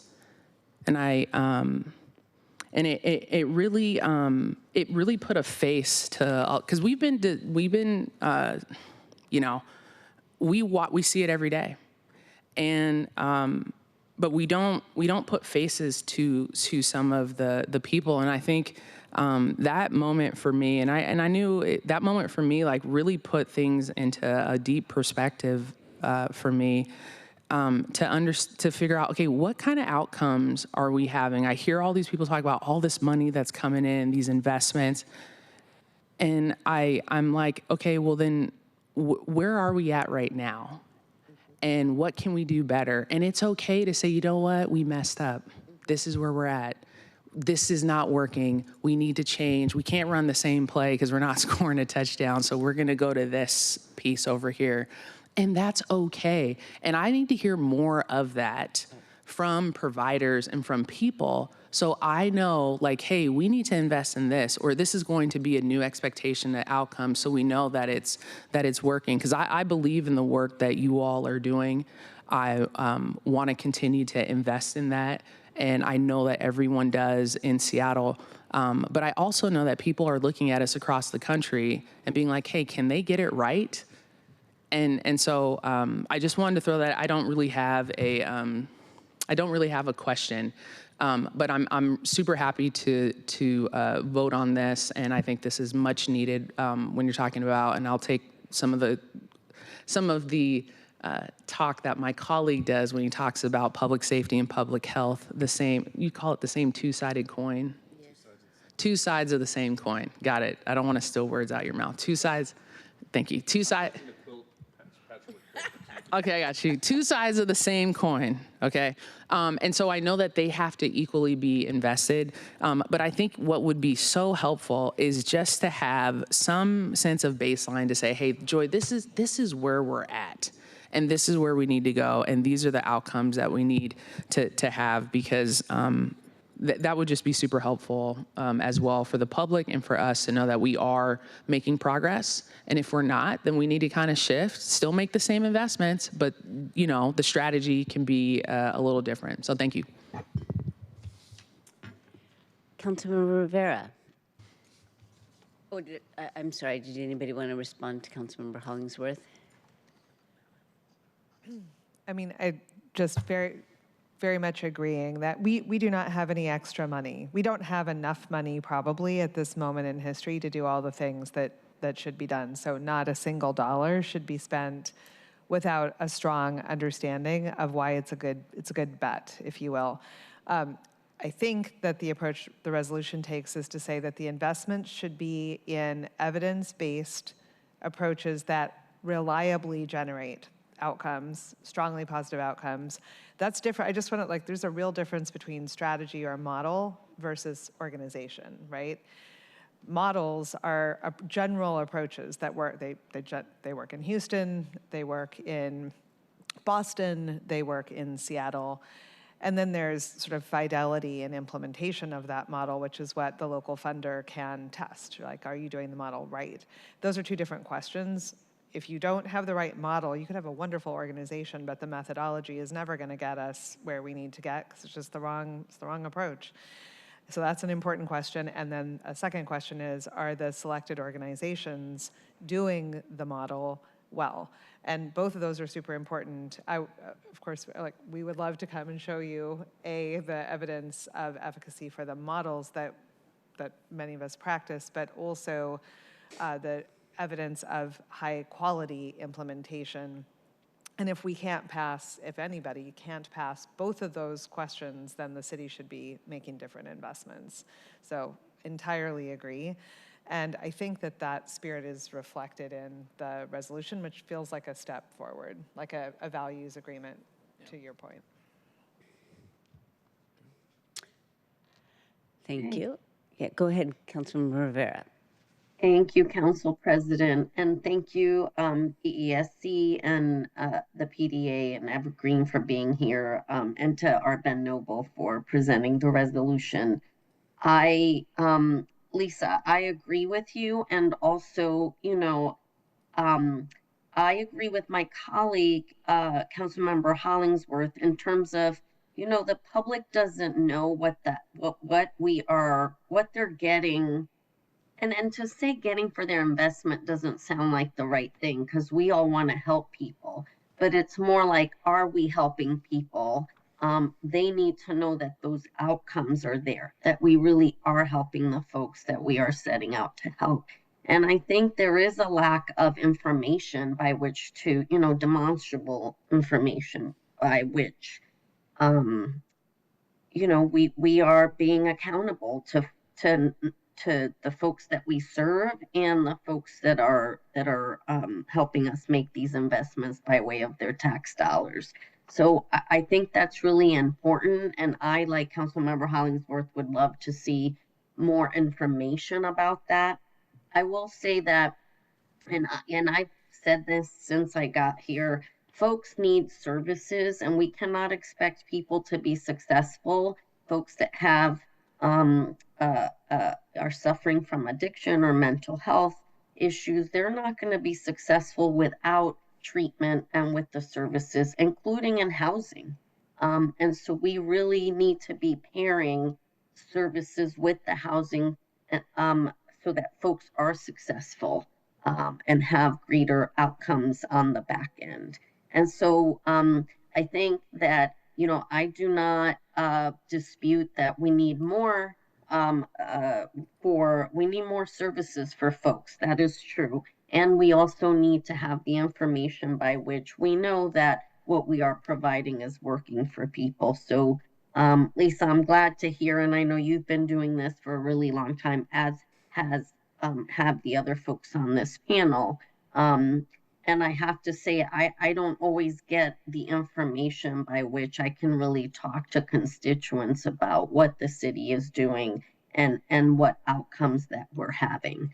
And I think that's important, because when we're asking for either asking people or letting them know we're doing more, we need to be able to show them why. So that piece is really important to me, along with the fact that I appreciate Councilmember Nelson, you bringing this, and again, I support more services for folks. It is clearly needed. And the other thing I want to say, Lisa, I appreciate what you're saying about the Medicaid piece, because the city's not going to be able to backfill for the Medicare needs of folks. That the healthcare folks are losing their healthcare, and cities, not just Seattle in general's ability to backfill for that it's just an astronomical need. And I really appreciate that what we can do, we should be doing, is making sure that we're providing that, as you said, case management to folks, so that folks don't lose the Medicaid that they have and they're able to get the services that they need. So that piece, I'm really happy to hear you say, because I had not heard very much about that, and it's something that I'm really interested in making sure that we are providing for people, is making sure that we're helping them keep their Medicaid benefits as much as possible, given all that is going on. So I really appreciate your comments there. And, in general, I really appreciate all the work that you all do every day on behalf of our residents who have big challenges and that we want to help. Councilmember Nelson, I appreciate you bringing this resolution. There's a lot that we can talk about in terms of the needs in community as regards behavioral and mental health. And I look forward to continuing this conversation and figuring out ways that we can all partner together because, as Councilmember Kettle said, we really right hand, left hand. We need to make sure that we're working with the county and the state to make sure that our investments have the greatest impact. And if we're not all coordinated and everyone's doing their own thing, we are not going to have the best outcomes, I believe. So making sure that as we're having these conversations, we are working with our county and state partners and the investments that they're making, making sure that we are getting, the best results and the best that we can do for our residents. So I don't have a question more. That was more a comment, but thank you all for being here and engaging in this really important conversation and for the work that you do every day. Councilmember Nelson. Councilmember Rivera, I know it wasn't a question, it was a comment, but just while we're talking about what's in jeopardy, since Councilmember Kettle has given me the permission to use scared. Another thing that is, you talked about housing and the 3rd Avenue project that LEAD did and work with REACH. The LEAD funding funds a lot of our REACH housing work. And so with that partnership that we've done with TAP and PDA and WDC, we housed a lot of people through our scattered sites vouchers and our site-based vouchers. They're going to be in jeopardy as well due to the federal cuts that will happen. And so in 2026, we could see a lot of people, and I don't have the numbers in front of me, Councilmember Hollingsworth, but I could get them. But the number of people that we housed through those vouchers through our 3rd Avenue project with LEAD are in jeopardy. And so just putting that out there and thinking about what worked, like it worked. All those things worked. How do we keep them funded to work, as Lisa said? And so that's going to be a hard one when you talk about the faces of people that you know. Councilmember Hollingsworth, I'm born and raised in Rainier Beach, and so when I'm walking on 3rd Avenue, I'm seeing people I went to high school with. I'm seeing people who grew up with my mom and all those people. And those are people that we were able to house through these vouchers, and to have them housed for maybe a year and a half just to lose it based on the federal government abandoning us is going to be detrimental to all that hard work that we have an evidence-based model that worked, and now it's going to fail because of that. Has me scared, as Councilmember Kettle said, I could use that word. And just to the point about transparency and people feeling as though the money that is being spent is well spent, I think, an opportunity that's potentially available with this resolution is the ability to have those sorts of conversations, to strategize around Councilmember Hollingsworth, to your idea about, a set language that people are using and sort of a standardized understanding of what outcomes are. That's something we'd love to work on, and that's a potential door that could be opened through this resolution to work on it collectively.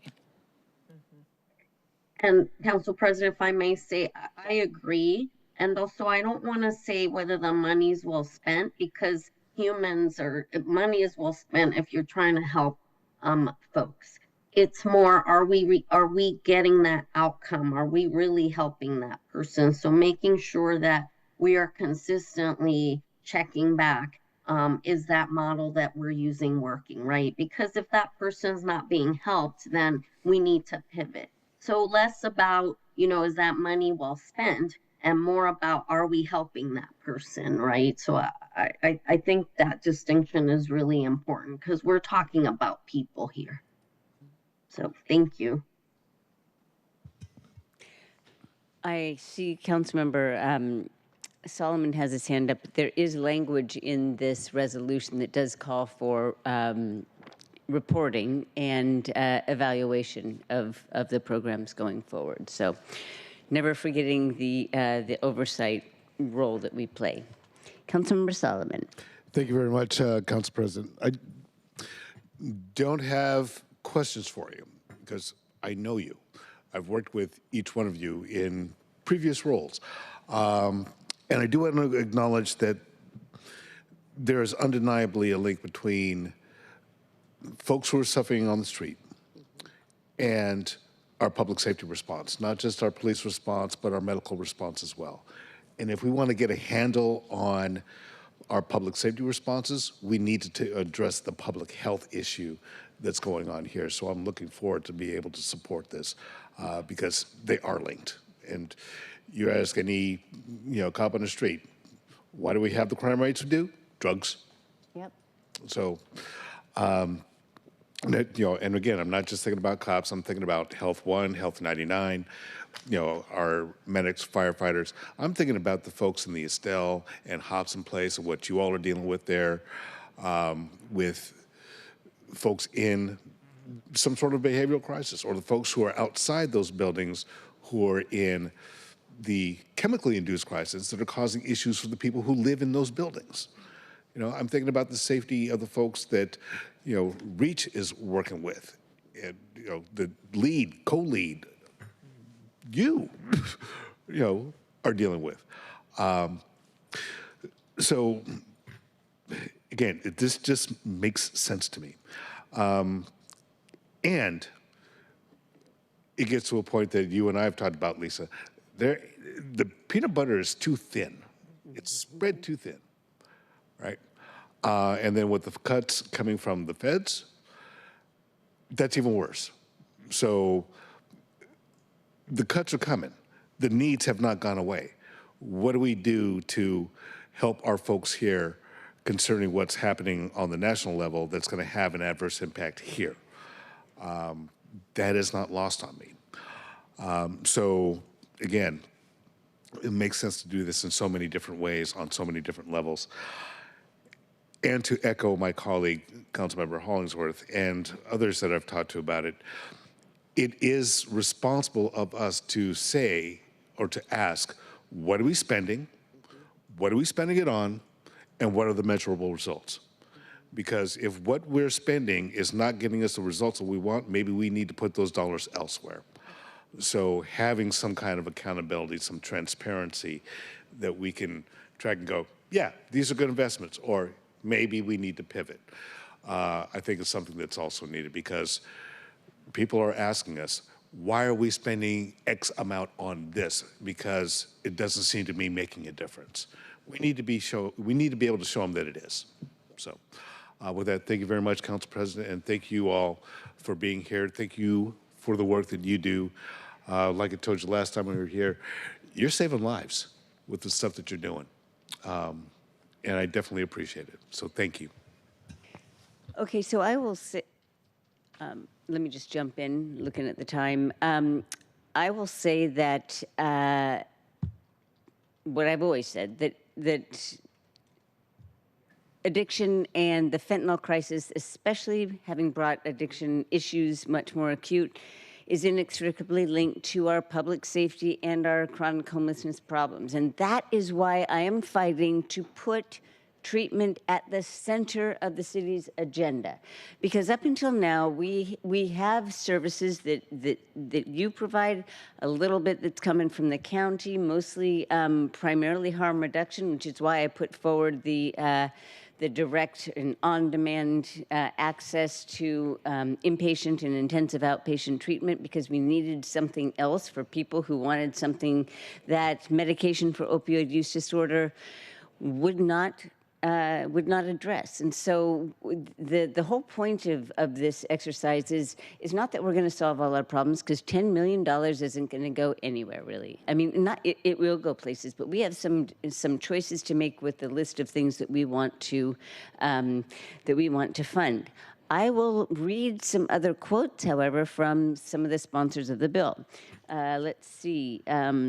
This bill makes clear that public safety is not about more policing, but about creating strong living communities and about strong, smart investments, bold policies, and ensuring that every community, especially those most impacted by systemic injustice, has the resources and support they deserve. That was published in the Seattle Medium. And then somebody else said that, let's see, what we really want is to make sure that the programs we have in our communities around public safety include a larger definition of public safety. The Legislative Black Caucus has long advocated for a public safety system that prioritizes community resilience, local authority, and sustainable resources, and HB 2015 is a step toward achieving that vision. My point is, we are broadening the definition of what public safety means, and if you listen to the most recent edition of Sandeep Kaushik's and Erica Barnett's Seattle Nice, they talk about the press conference that we were all at, and I was surprised to learn that they both suggested that maybe we should spend 100% of the money in this, that is allowed in this this public safety sales tax for the things that we're discussing today. And I'll remind all of us here at the dais that we appropriate the money. So this will be an ongoing discussion. Here's my bigger point, that the policies that need sustaining, all right, we have passed policies and budgets that have provided for diversion programs, co-lead, an expansion of the care department. And where are you sending people that you encounter as you are performing the work of that is mandated by these programs?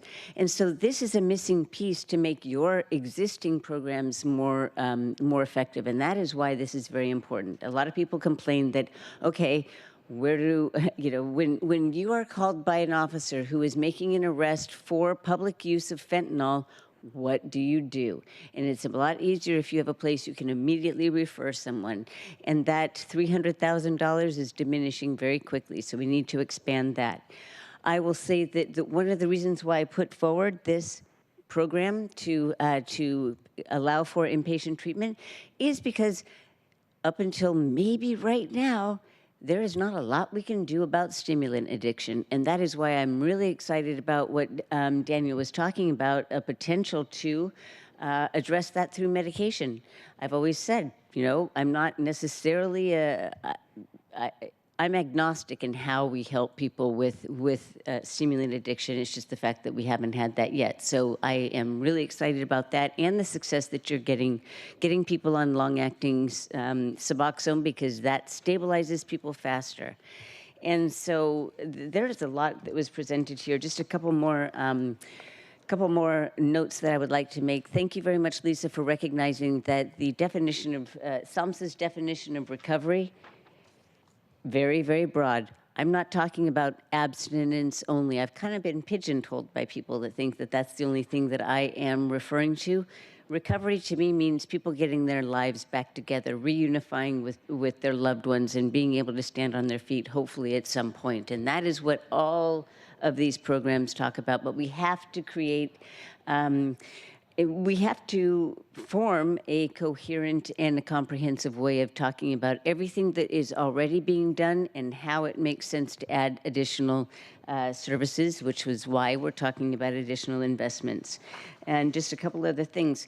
It is possible that federal support for recovery will come with more and more strings that will require, who knows what the Trump administration is going to say addiction services have to. They might lean toward more abstinence-based services, and that is why I call out contingency management in permanent supportive housing. That was a successful program in Plymouth Housing, and so I call that out as a success that requires some perhaps another go round.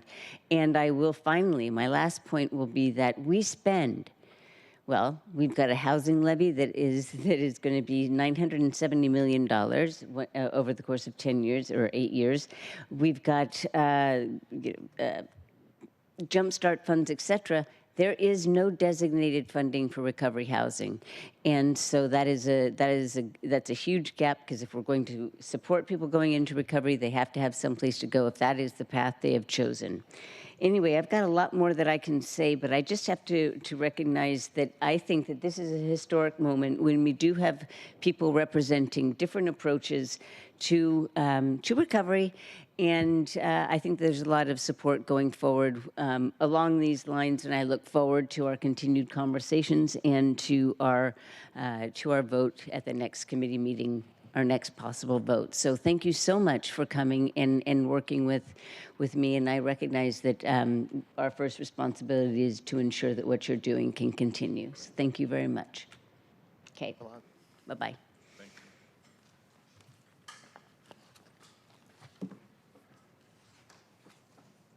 Will the clerk please read item 2 into the record? Agenda item number 2, audit recommendation updates for briefing and discussion. All right, as people are gathering here, I'll just introduce this and say that I'm so happy to have Auditor Jones and his team from the Office of the City Auditor, thank you, to present their annual implementation report.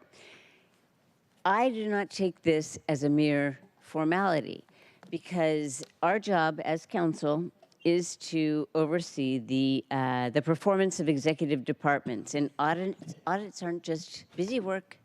They offer windows into the extent to which city policy is being performed and implemented, and whether or not that policy is executive or council generated. And so it's really important that we keep track of the recommendations and whether or not they are being implemented. So, you know, this is gonna be, well, it's your opportunity to speak truth to power. However, I will also remind everybody that the City Auditor's Office is under our purview as we are the oversight body. So thank you very much for coming and presenting what's been going on with the implementation of your recommendations. Thank you, Council President Nelson. We are a proud member of the legislative branch of Seattle City Government. We're going to be quick today. We know you have a lot to go on, and you're chomping at the bit to get at council rules. So we'll be brief. Give us about 15 minutes. We'll go through. Happy to answer any questions you may have if you want to interrupt us or after the meeting. We released a report on May 19th that basically summarizes the status of all the recommendations that were open at the end of last year. And we've been doing these reports since 2009. And the reason why we do them is we don't want them to just gather dust. We want to follow up on them. We want to be like a dog with a bone and make sure that they get done, or we get a good explanation, circumstances have changed, you know, something like that. And so we believe these are a really useful reminder and an incentive to city departments to, you know, take these things seriously, because we put a lot of thought into making these recommendations. If anyone in the audience is interested in seeing the report, it's on our website, which is seattle.gov/city auditor. That's one word, /reports. Next slide, please. We're already there. So what this slide shows you is something we're very proud of. Since we've been following recommendations that our office made, and since 2007, it's 928 recommendations. We're proud that 72% of those have been implemented. We think that's a really good metric for assessing the value of our office and a testament to the City of Seattle's support of performance auditing in Seattle. And special thanks to the voters of Seattle who created our office through a change to the city charter in 1991. So we think this is the best measure of our success. And I just want to say, I think the high implementation rate is a testament to all the folks who work in our office. I mean, literally everyone in our office worked on this report, this particular piece. And I also want to thank the members of departments of the City of Seattle for their willingness to entertain suggestions for how to improve their operations. We're very fortunate to be in an environment where city departments are responsive by and large. I'd like to turn it over to the auditor in charge of this project, Sarah Bland, who will take you through the next part of our presentation. Great, thanks so much, Dave. I appreciate that. Let me pull this close. And so I just want to go over the agenda briefly. We're going to look at progress that was made in 2024. We'll take a look at fully implemented reports, and I really appreciate that. And then do some high-level overview of the pending recommendations and report updates that we're still remaining. And then we'll do a demo of our city auditor dashboard very briefly. And please, feel free to go ahead and you can use that QR code to get to our report and look at the dashboard. And so in 2004, we tracked the progress of 123 recommendations. 21 of those were implemented in 2024. So some of the fully implemented reports, we can say we put those to bed. We have the Seattle Information Technology Department Loss Report that has been fully implemented. The Seattle Municipal Court Probation Audit from 2021 was also fully implemented. And the Mayor's Homelessness Encampments Dashboard from 2022 is also fully implemented and online. And I want to turn it over now to my colleague Andrew to talk about construction permitting. Thank you, Sarah. Good afternoon. My name is Andrew Scoggin. I was part of the team that audited the city's construction permitting process. We published that audit in October of 2023. This graphic on the slide here shows which parts of the process that we specifically audited, which essentially amounts to the city's process of reviewing permit applications. We made 11 recommendations intended to increase focus on customer needs and to ensure consistency of the process. So at a high level, all 11 recommendations remain pending. The city did report making some progress on our recommendations. For example, we made a recommendation that SDCI, the Department of Construction and Inspections, should develop metrics based on total permit review time and a process for meeting those metrics. So SDCI implemented part of this recommendation by publishing metrics on their website, but we're going to keep following up on that recommendation to see when they have internal processes to ensure meeting metrics. We also found in our audit that the city did not routinely collect customer feedback, so we made a related recommendation. SDCI told us that they are working on implementing software that would do that, which they also plan to use to implement some other recommendations as well. And I'll go through just a couple more recommendations here. On this slide, it shows a recommendation that we made to address potential barriers and equity concerns in the review process. SDCI reported that they are working on a racial equity toolkit and will work to implement the results. The next slide, please. On this slide here, we made a recommendation related to governance and funding structures for the permit review process. The city budget office pointed to the new permitting and customer trust team that was recently established by the mayor's executive order in June. It appears related to other recommendations as well. And so we'll be following up to see what progress is being made related to those recommendations. Now I'll turn it over to my colleague, Claudia. Thank you. Good afternoon. I'm Claudia Gross-Shader. I'm the Director of Research and Evaluation for the Office of City Auditor. And I think that Daniel Malone from DESC stole the thunder for this slide when he talked earlier about the current paltry options for stimulant use disorder and the need for more field-based treatment, bringing treatment directly to clients where they are. And as you know, Seattle has experienced a sustained post-pandemic increase in fatal overdoses. And in our 2022 audit on methamphetamine use disorder, we reported that in 2022, methamphetamine contributed to 74% of the fatal overdoses among people experiencing homelessness in King County, including Seattle. And as Daniel mentioned, although there are medical trials currently underway, there's no medication that's yet proven effective for treating methamphetamine use disorder.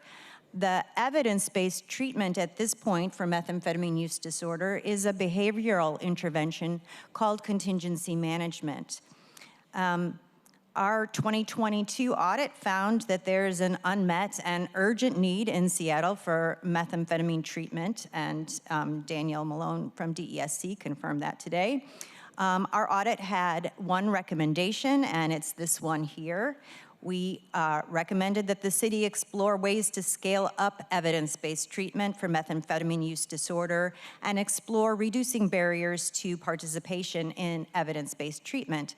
And the next slide, please, Sarah. I have some good news to report. As Council President Nelson mentioned, subsequent to our audit, the Washington State Healthcare Authority funded a small pilot in 5 permanent supportive housing buildings that are operated by Plymouth Housing. And Washington State University's College of Medicine is evaluating this pilot. The pilot uses 2 certified peer navigators who implement contingency management with the residents, and they implement contingency management directly where the people live. This is a national innovation, bringing it directly to people's homes in permanent supportive housing. And this reduces barriers because the residents do not have to make a trip to the clinic to receive the intervention. And there's also plenty of research evidence that peer navigators themselves can contribute to effective recovery from substance use disorder. To date, the pilot has served 40 residents, 29 have graduated successfully, and there are 7 clients currently receiving the intervention. And as I mentioned, the research team from Washington State University College of Medicine, they're actively capturing the lessons learned from this pilot. There are some challenges with client engagement, but they've also found higher completion rates and higher participation rates than in clinical settings. And we'll continue to track this recommendation through the pilot phase and until an implementation plan has been developed. I'm going to very briefly mention our 2023 audit on organized retail crime and our 2024 audit on places in Seattle where overdoses and crimes are concentrated.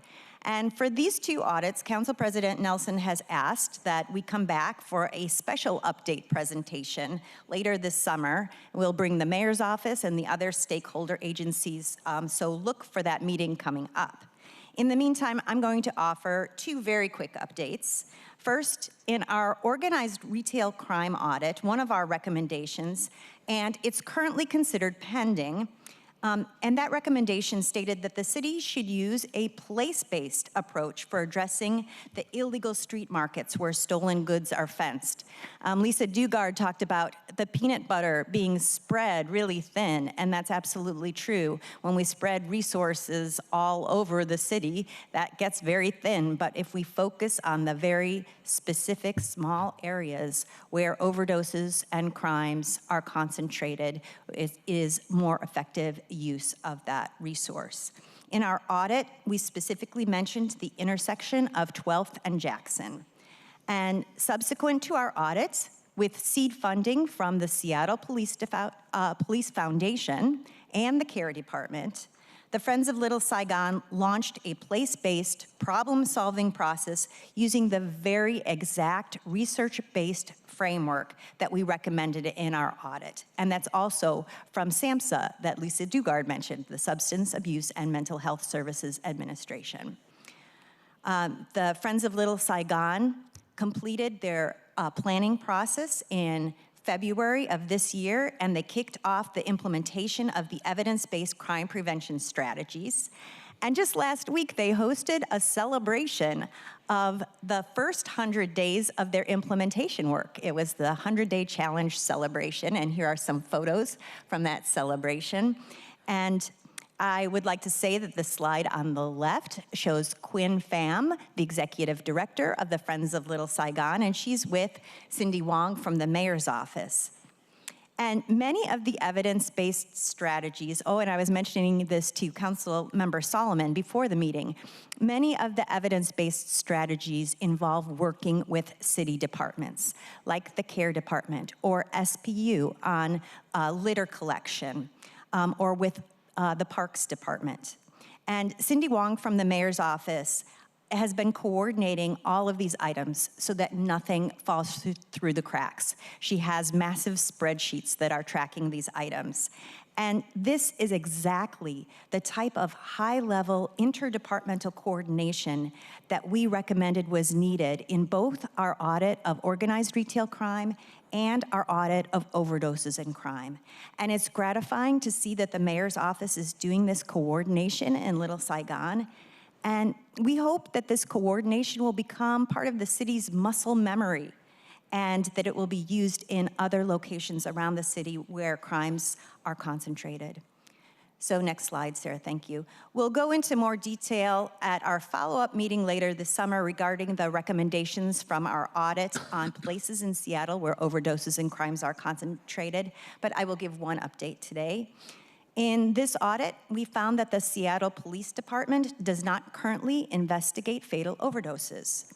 We reported that other jurisdictions, including Los Angeles, San Diego, Denver, and Washington, D.C., to name a few, do indeed investigate fatal overdoses, and they do that with assistance from federal partners, including the Drug Enforcement Agency, or DEA. These investigations focus on the drug distribution networks and organizations that are contributing to the overdoses. And at the time of our audit, the Seattle DEA office said that they would be willing to help the city investigate fatal overdoses, and their offer still stands. In fact, Council President Nelson will be meeting later this month with the DEA to learn more. That's it from me. I'm turning it over to David Jones.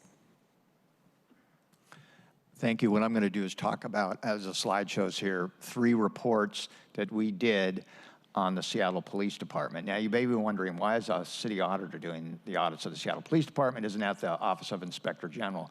Well, before the Office of Inspector General, headed by Lisa Judge, was created, we were responsible for looking at everything in the city, including the Seattle Police Department.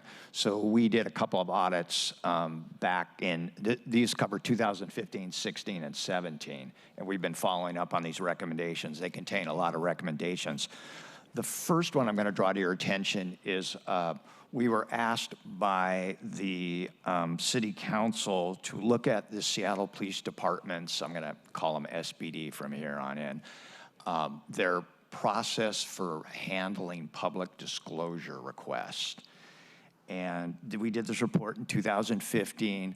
Of the 13 recommendations, all but 1 have been implemented. The one that still remains is we recommended that the SBD do a thorough staffing analysis to determine exactly how many folks they need to handle the volume of public disclosure requests.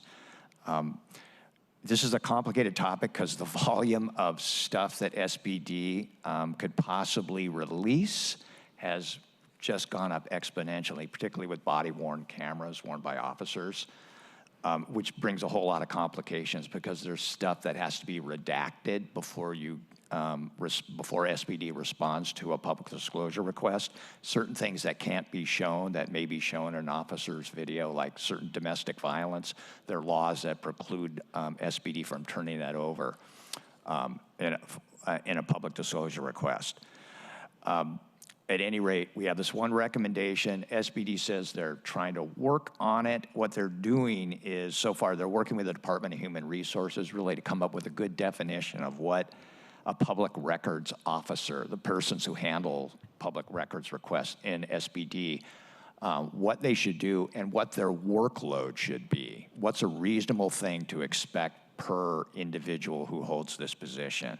So and that would be helpful in their ability to conduct this staffing model analysis. Just 2 other things, just for your interest, that they shared with us when we were following up on this.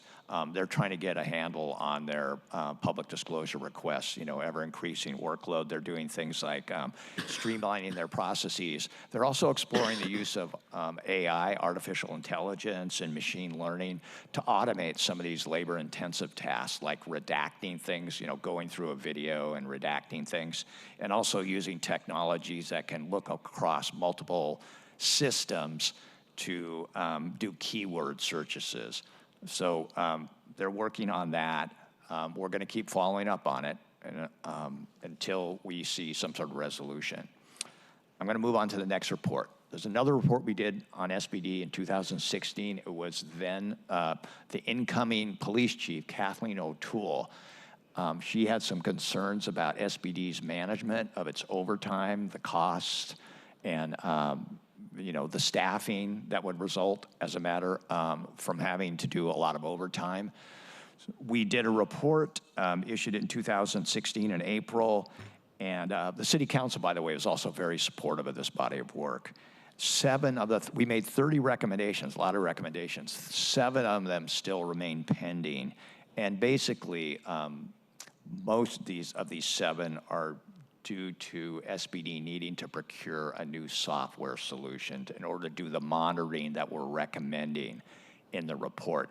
It's been a long chase for them, I think, but now they're hopeful. They're working on procuring a software that's specifically designed for first responder agencies that they tell us they think will provide the control and oversight, the automated control and oversight that they currently don't have. And they're hoping to implement the system in 2025. So we'll go back to check to see if that's the case. Last report I'm going to be talking about, and this kind of spawned out of our work on overtime, and this was an ordinance was passed asking us to do this work, and it was looking at SBD's staffing and cost recovery efforts when they staff special events, things like parades in Seattle, where the permit requires that there be some sort of police presence. And we looked at that. The report had 19 recommendations. 10 of them are still open, and they're basically open for 2 reasons. We still have open recommendations from that report. One, it's because there's a software solution that both the police department and the Office of Special Events, that provides the permits for special events, they're implementing that will hopefully address some of our recommendations. The other group is basically policy decisions that need to be made by the City Council and or the Mayor's office about cost recovery for events. How you define events and the amount of money you should charge them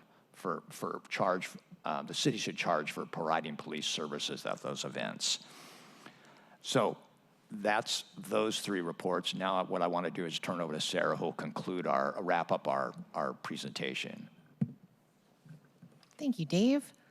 Okay, so just to give you an idea of the remaining 74 recommendations that were still pending at the end of 2024, this spread shows you that we have all the way from 2015, as Dave was just discussing with Seattle Police Department Public Records report, all the way here to 2024, where now you can see we have 74 recommendations left over from that year. But I do want to take you now to our public dashboard. And this should be loaded. Here we go. All right. And I want to make sure we can switch the screen.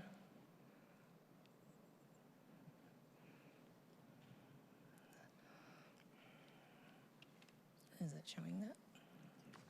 Thank you.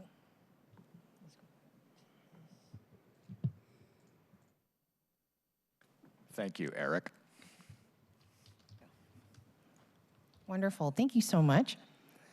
And let me just do a little bit of a zoom. Okay. So I just want to orient you to this dashboard. This is our recommendation follow-up dashboard. And as you can see at the top here, there's a small drop-down menu. And when you click on that, it will show you that you can look at some different pieces of data here.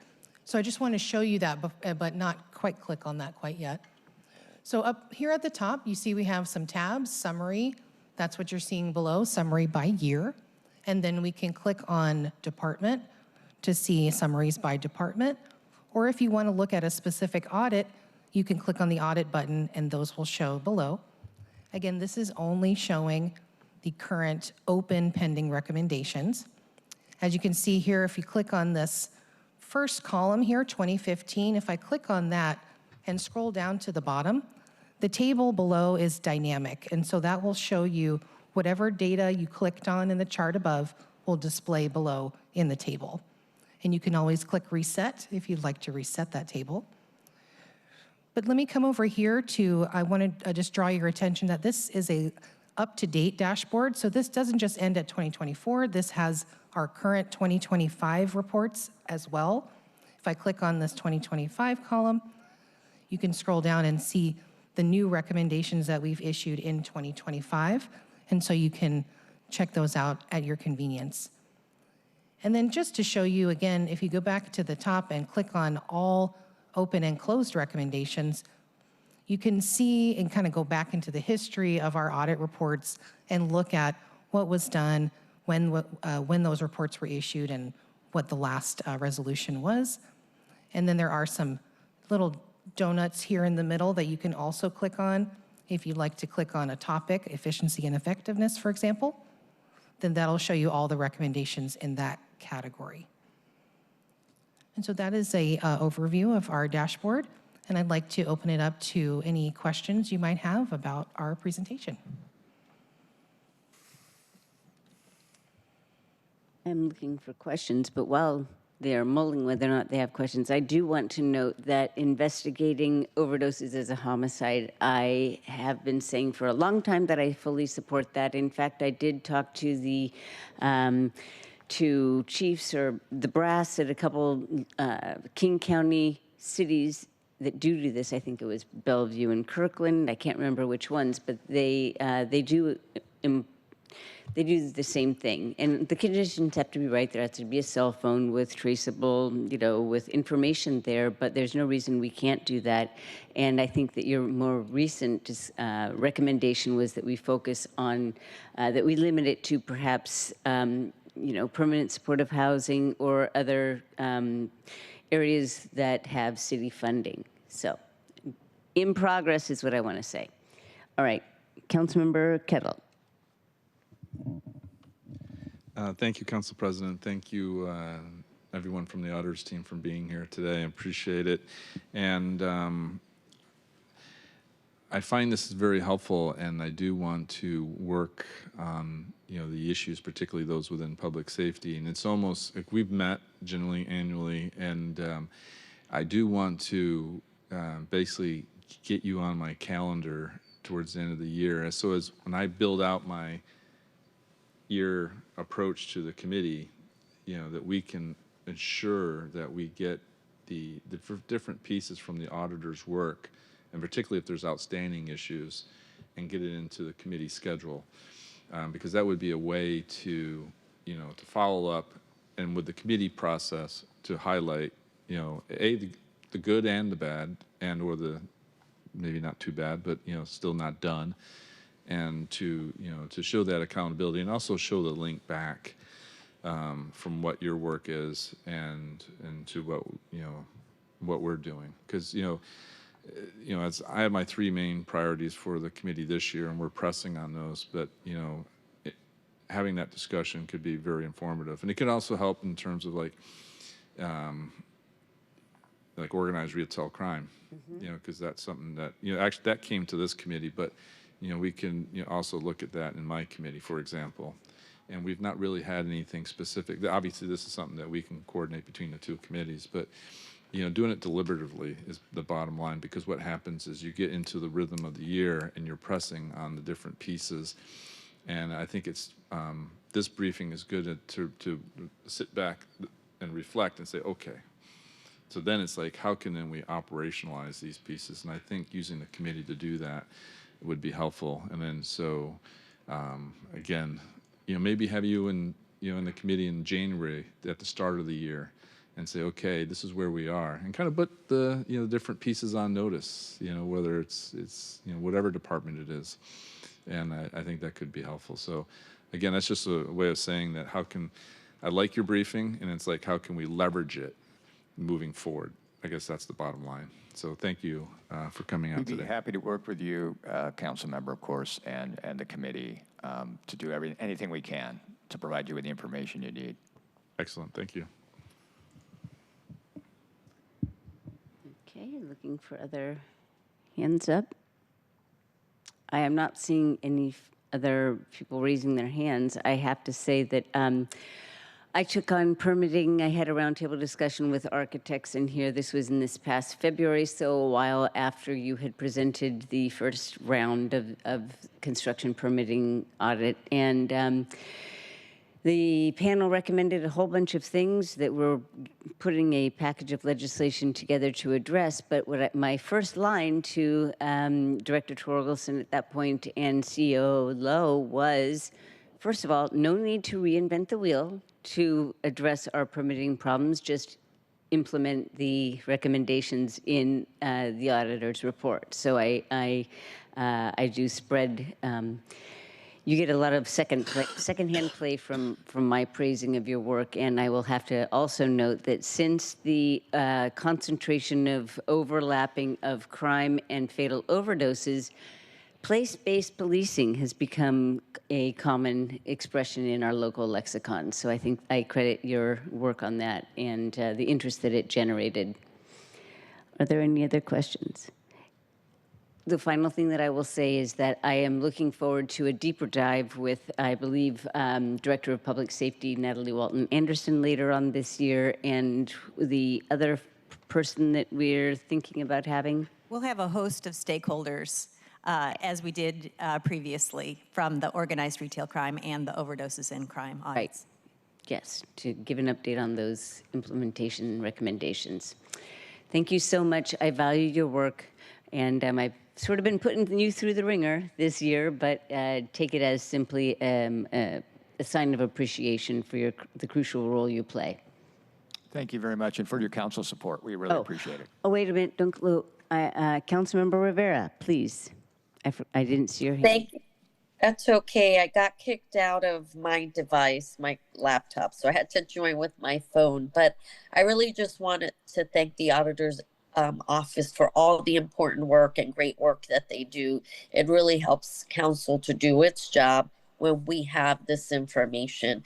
It goes to the accountability piece and the ability to look at how we are implementing services in our work, and it goes to show where we can do better, and then it gives us recommendations for what we can do things better. And this is really an important piece of good governance.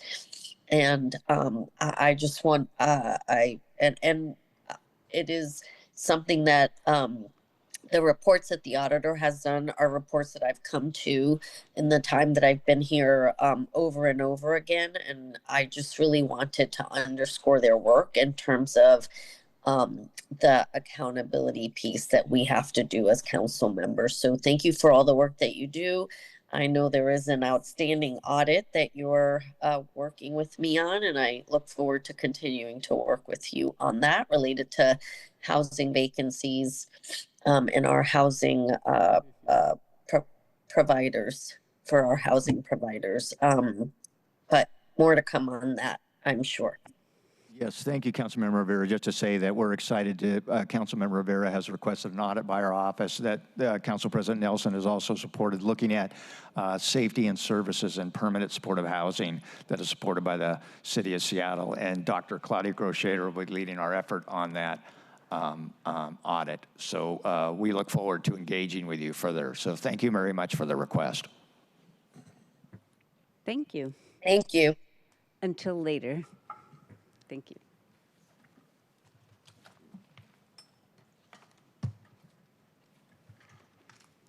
And for the listening public out there, the status report on implementation of Office of City Auditor recommendations is linked to the agenda as well.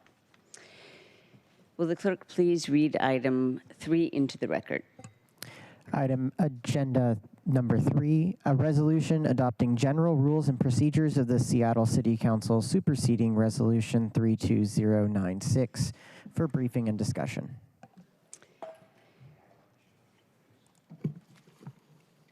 Okay, so as noted earlier, we have the option of revising the rules every 2 years. And without further ado, I will simply pass this over to, this has been obviously a collective effort that's been going on for months and months and months. And so the package that we have together will get an overview, and for any other council members that are listening out there, you're welcome to participate in the next discussion as well. So why don't you introduce yourselves and begin your presentation? Emilia Sanchez, Chief Deputy City Clerk. Lauren Henry, Legislative Legal Counsel. Ben Noble, Central Staff Director. And Shireen Dedman, City Clerk. Thank you. And I'm going to kick it off just by introducing everything and then hand it over to the experts. So, good afternoon, committee members. Today I'm joined by member representatives of the Council Rules Review Working Group, as introduced, so I won't go over the names again. The working group also included Council President Sarah Nelson, her Chief of Staff Jeremy Moan, Deputy City Clerks Phil Woodsmith and Jody Schwinn, Assistant City Attorneys Gary Smith and Code Revisor Brandon Islip. The working group convened to collaborate and discuss potential amendments to the council rules and to prepare recommendations for consideration by the City Council. The working group developed a final amended version of the rules, which was introduced as Resolution 32173 on July 1st. These amendments were sent to council members on June 2nd for feedback, along with the memo providing the 2025 Council Rules and Procedures Update schedule. The team will provide a summary of the review process and highlight proposed changes and review the process for any amendments that may be requested by the City Council members moving forward. Notice that Council is considering amendments to the rules. The public comment period and the review schedule was published in the Seattle Daily Journal of Commerce on June 26th. Notices and a copy of the proposed amendments were sent to the council members, the Seattle Office of Civil Rights, the League of Women Voters of Seattle, King County, the Municipal League of King County, and the American Civil Liberties Union of Seattle the same day. The public comment period began on June 26th and will continue to run until the date City Council adopts the rules, either August 5th or 12th. So far, we have not received any comments. Comments received by our office will be sent to council members.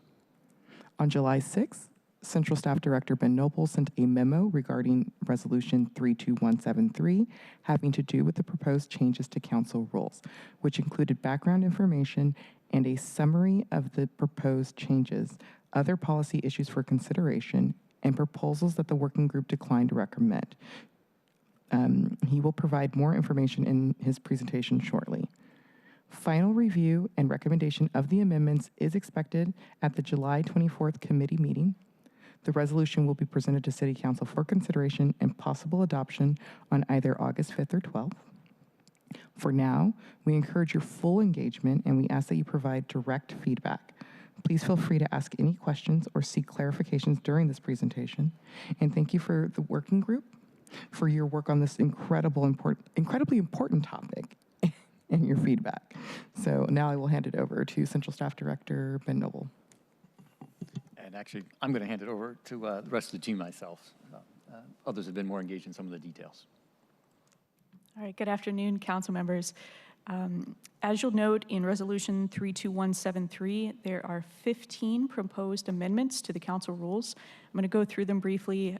You have in your attachments in the packet a handy spreadsheet that goes through and itemizes these. I'm just going to take the list via the spreadsheet because they walk through in order of the rule number, each of the 15 amendments. So we'll hit them as we go. Please stop me if you'd like to ask a question about a particular amendment. Thank you. All right, Amendment 1 is in Rule 3A, and this is what I would call a technical change. It adds a footnote to SMC 3.140.070, just memorializing that back in December of 2023, the council passed an ordinance that required that all bills and resolutions include a summary and fiscal note. So this little footnote is here to tell you that this is not a waivable rule anymore because it has been codified in the Seattle Municipal Code. Thank you. Moving on to the second proposed amendment, this is out of Rule 4B. It is a rule notation change to the parliamentary procedures table. This is more acting as guidance to the council members. It answers the question of what does it take for a motion to pass? When your table says some motion needs a majority, what is that majority of? Is it of the full council? Is it of those present and voting? That little asterisk and the note and amended language is answering that question by saying that anytime it says a majority in that table, it means a majority of council members present and voting. So just kind of helpful language to guide your questions if you're looking at a parliamentary motion and you just want to know what is it going to take for this motion to pass. All right, moving on to proposed change number 3. This is a change that reorganizes the rules a bit rather than having a substantive change. So I put this in the technical category as well. It's amending Rule 4 and Rule 5 just to move up in the parliamentary procedure text the proxy votes, tie vote, and motion to reconsider section. They'd previously been in Rule 5. This is just moving them up into Rule 4 with other like motions and parliamentary procedures. So again, nothing substantive for you to worry about here. This is a restructure.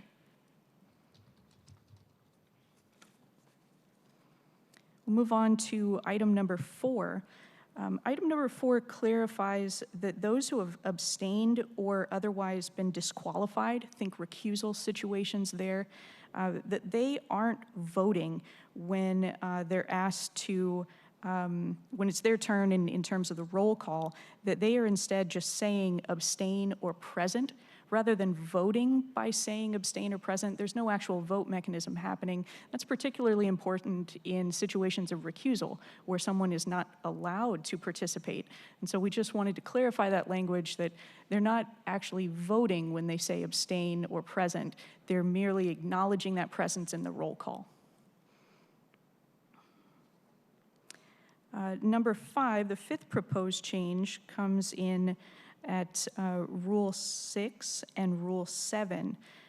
This is what I would call a clarifying edit rather than a substantive edit. When legislation is at committee, this clarifies which full council the piece of legislation will be referred to, if it's the first full council following that committee meeting or the second full council following. Before, the language gave, I think, at some points a false inference that we may even be talking about a third future council meeting, but in circumstances in which you have a unanimous vote, the piece of business, the piece of legislation is going to go to the first full council meeting following. And in instances in which it was either a non-unanimous vote, think a split vote, or in instances in which the committee was meeting after and the vote was taken after Thursday at 1 p.m., the piece of business is going to go to the second meeting. But in each instance, we're either in a world where it's the first full council meeting following the committee or the second. We're never in a world in which a piece of business, unless otherwise elected by the body, would go towards a third full council meeting following. So this is, I think, a technical change clarifying the council's intent. All right, moving on to the 6th proposed amendment. This is memorializing current practice and creating a default that the video images of council chamber during public comment are going to be broadcast on the Seattle channel. It's currently something that all the committees and full councils do. And so rather than have our rules allow for some discretion there, it's just creating a default in which the video images will be broadcast. So that's the only change that's happening within that 6th amendment.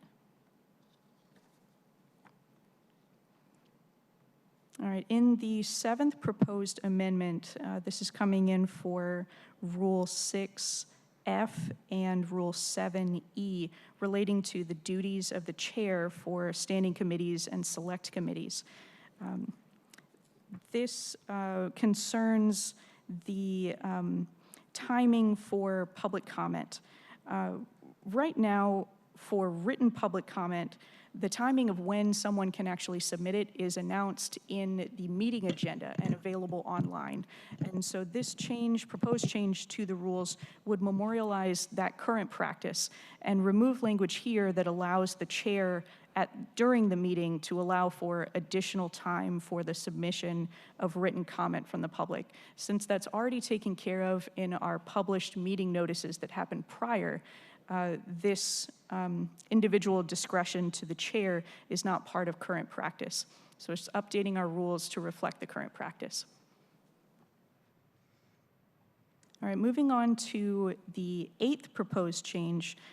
This is a change to Rule 7, Part H, relating to the Select Budget Committee.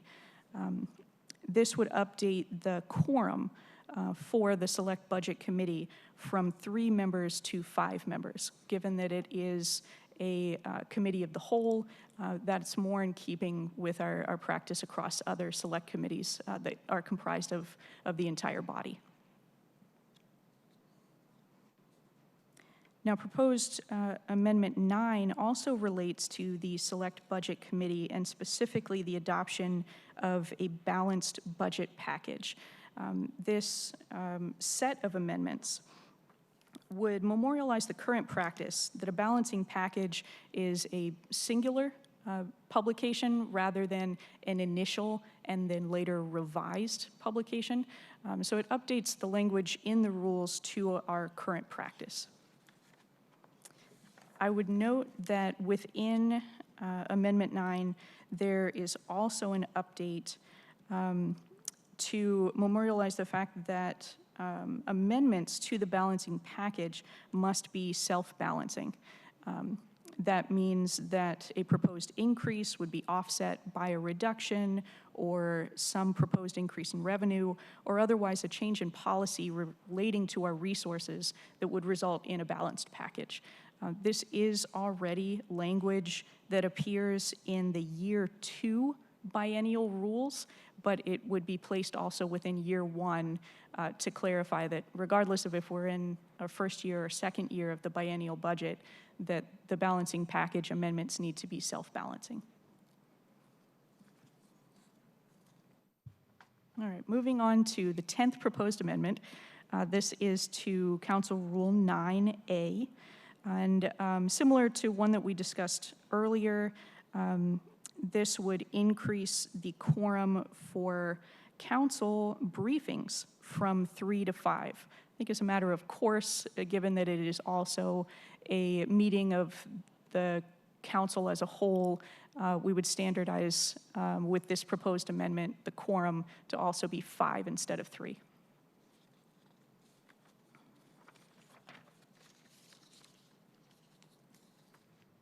All right, for proposed amendment number 11, this also concerns Rule 11, subpart C, relating to public participation and public comment.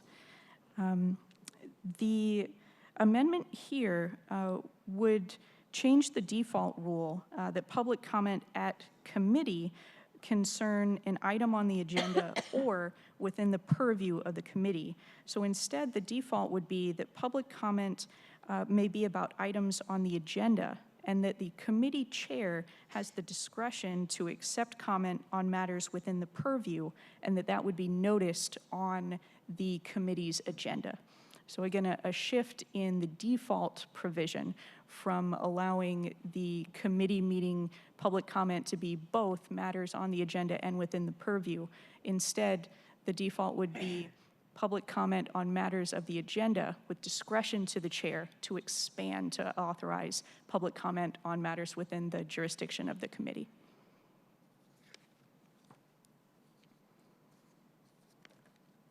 All right, for item number 12, sticking with the same Rule 11 subpart C relating to public comment, it would adjust who may extend the public comment period that's set at a default 20 minutes.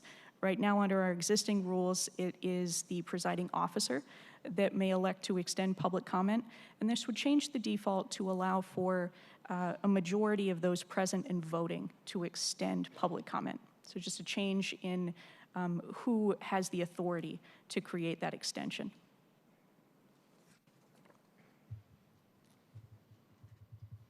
All right, in proposed amendment number 13, we're again staying in Rule 11, subpart C relating to public comment.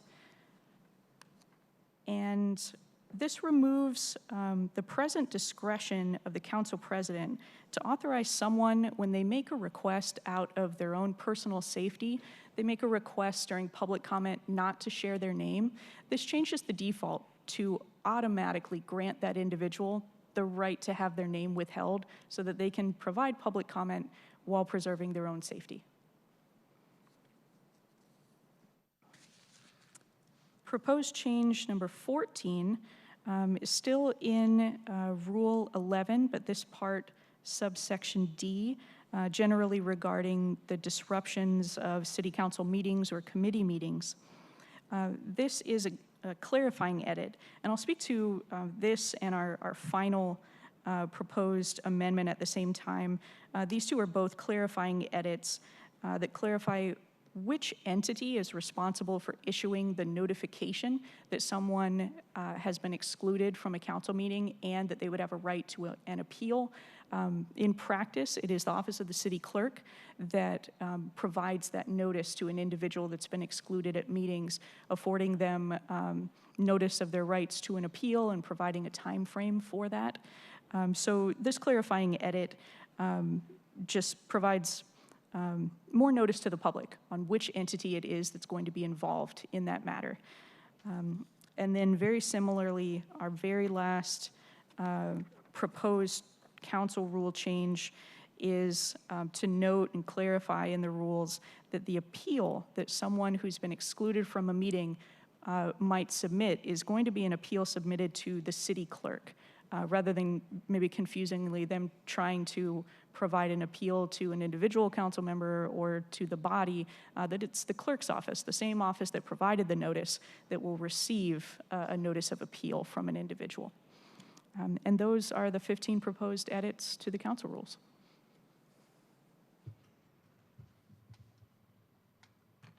I'm looking to my colleagues to see if there are any questions or comments. Councilmember Hollingsworth and then Councilmember Kettle. I'll be super quick. Thank you all, because I know we're getting into the late afternoon. Thank you all for bringing these amendments.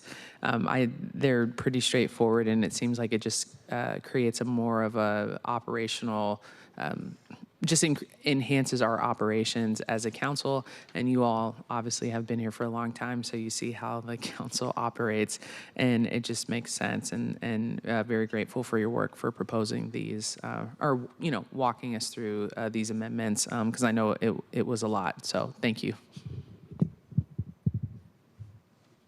Councilmember Kettle. Thank you, Council President, Chair.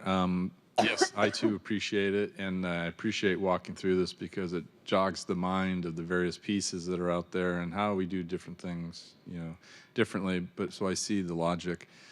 Like I always have, and the purview of the committee. I don't restrict it to the day's agenda. It's that plus the purview, and that will remain for the public safety. But it's interesting to see it and see the dynamics and the times and the pieces. So thank you, and anything that can assist in a smoother operating environment here at City Council is always welcome, so thank you. Actually, did our assistant clerk have anything to say? She's been quiet at the end, Ms. Inch. I don't. I think Lauren captured everything that we are proposing and that we are looking forward to implementing in 2026.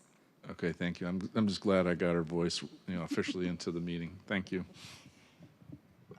Sorry, council members, I do want to step in just at that moment because even though it seems to come from the Office of the City Clerk, this project was very much carried on the shoulders of our Chief Deputy Clerk, Amelia. So thank you for having her speak up and giving me the opportunity to give her the many kudos she deserves. Yes. Councilmember Solomon. Thank you very much, Council President. Just a couple of clarifying points for me. Amendment 6 regarding broadcast. So the default is that during committee meetings, council meetings, whatever, the default is to display the chamber. Okay. That's right. Does the chair of the committee at that point have the discretion to ask that it be otherwise? So currently under the rules, that is the dynamic each committee chair had the authority and individual discretion to elect how their committee was going to operate and whether the visual images during public comment inside the chamber were going to be displayed on the Seattle channel. This would change that default so that each committee meeting would have its visual images displayed. This is a waivable or suspendable rule, so there are still mechanics by motion for a committee to operate differently, but it's just that the default would be adjusted. All right, understood. I'm just thinking about certain instances where things have gotten unruly to the point where it seems that the point is to get on camera and make a spectacle. So taking that away as a way to diffuse some of that fuel is what I was thinking when when I'm asking that question. Understood. Okay. Another clarifying question. Well, actually, kind of comment, because again, we always say that public comment should be related to items on the agenda or within the purview of the committee. We get much more than that. So at this point, it's like, yeah, okay, we'll just roll with it. Is that pretty much how we're going to continue to operate? Well, within the council rules, specifically Rule 11D around disruption, one of the elements for finding a disruption is if a matter, if a individual providing public comment has not kept to the authorized areas, the items on the agenda or within the purview of the committee. But again, it's at the presiding officer's discretion how closely they would like to regulate those matters. And different committee chairs can come to different perspectives. But this is a policy choice here as to how your default council rules are set up, whether you allow only items on the agenda or the more expansive items on the agenda and within the purview of the committee. Okay. And the final one is, if the decision is made to go into do the meeting remotely, okay, and does that automatically mean everybody needs to go remote? Because we've seen in the past where some stay in chambers, some go to their offices. Is there a default for that? The council rules are silent as to that matter. It is an area that could be regulated under the council rules, but it's not currently. Okay. All right. Thank you very much. Thank you very much, Council President. I'd like to note that the decision that I have made in the past to continue our meetings on Zoom had to do with the fact that it did not appear that we would be able to continue with the disruption in the chambers. And council members have been asked, or requested or instructed by our city clerk to please vacate the council chambers, because if there are people that remain at the dais, that leads to people remaining and oftentimes continuing disruption in chambers, which puts the city clerk, who is by themselves usually right here, and it is a safety issue, which is why I believe Clerk Dedman, you went door to door and did make the case that it is a safety issue, not a sort of an arbitrary use of power issue. Yes. That helps clarify. Thank you. I want to address the amendment that I requested having to do with what public comment can be about. In my first 2 years, the rule was that a chair could decide whether or not public comment would be allowed only on the agenda items or on agenda items and the purview of the committee, the work program of the committee, which pretty much means anything, because people figure out how to make it link to something having to do with a committee. And so but it was recommended that whatever the clerk, the presiding officer decides, be consistent so that the public knows what to expect from your committee. And so I chose the more limited public comment, and here's why. Committee meetings are the opportunity for council members to get into the minutia, to the weeds of the legislation before us or the policy issues before us. The public has the right to speak to anything within the council work program or under our purview at the full council meetings. And so I chose to limit it to the items on the agenda just because those can be pretty complex. And at that point, I was dealing with very complex legislation. That rule was changed right before the past couple of years. It was changed midstream in my term so far, and it has now been expanded to we have to accept comment on everything in the under the committee work purview or work program. And so I believe that it was still a clear designation of what folks can comment on, and it allowed us to use our time more predictably to get through the items on our agenda and without wondering how much time would be devoted to public comment that might not be directly germane to our legislation before us. So anyway, it's kind of going back to the way it was for the first 2 years that I was in office. Are there any other questions or comments? I'll have you know, so if I didn't mention it before, the vast majority of these rules were put forward by the folks at the table who are expert in knowing what is not working really well and have solutions for changes. You put forward a lot more, several other rule changes. Some of them would have been really meaningful, like when amendments can be submitted and heard at the table, and what do we do with walk-ons, et cetera. So I do recognize that there is still interest by some council members to, to tighten that up a little bit, but I chose not to put it on here just because it seemed to be very complex and would require a lot of discussion back and forth, but it's not that I'm not open to that being put forward by somebody else. With that, I say thank you very, very much. This seems really, well, it is really detail-oriented, but these are the rules that define our conduct at the dais, and it's what the public sees of our performance in representing them, and so it's extremely important, so thank you. Oh, wait, Councilmember Rivera, did you have a question? Okay, got it. All right. Bye. Thank you very much, and thank you all for staying a bit later today. I appreciate it. If there's no more business to come before the council, it is 4:36, and we are adjourned. Thank you.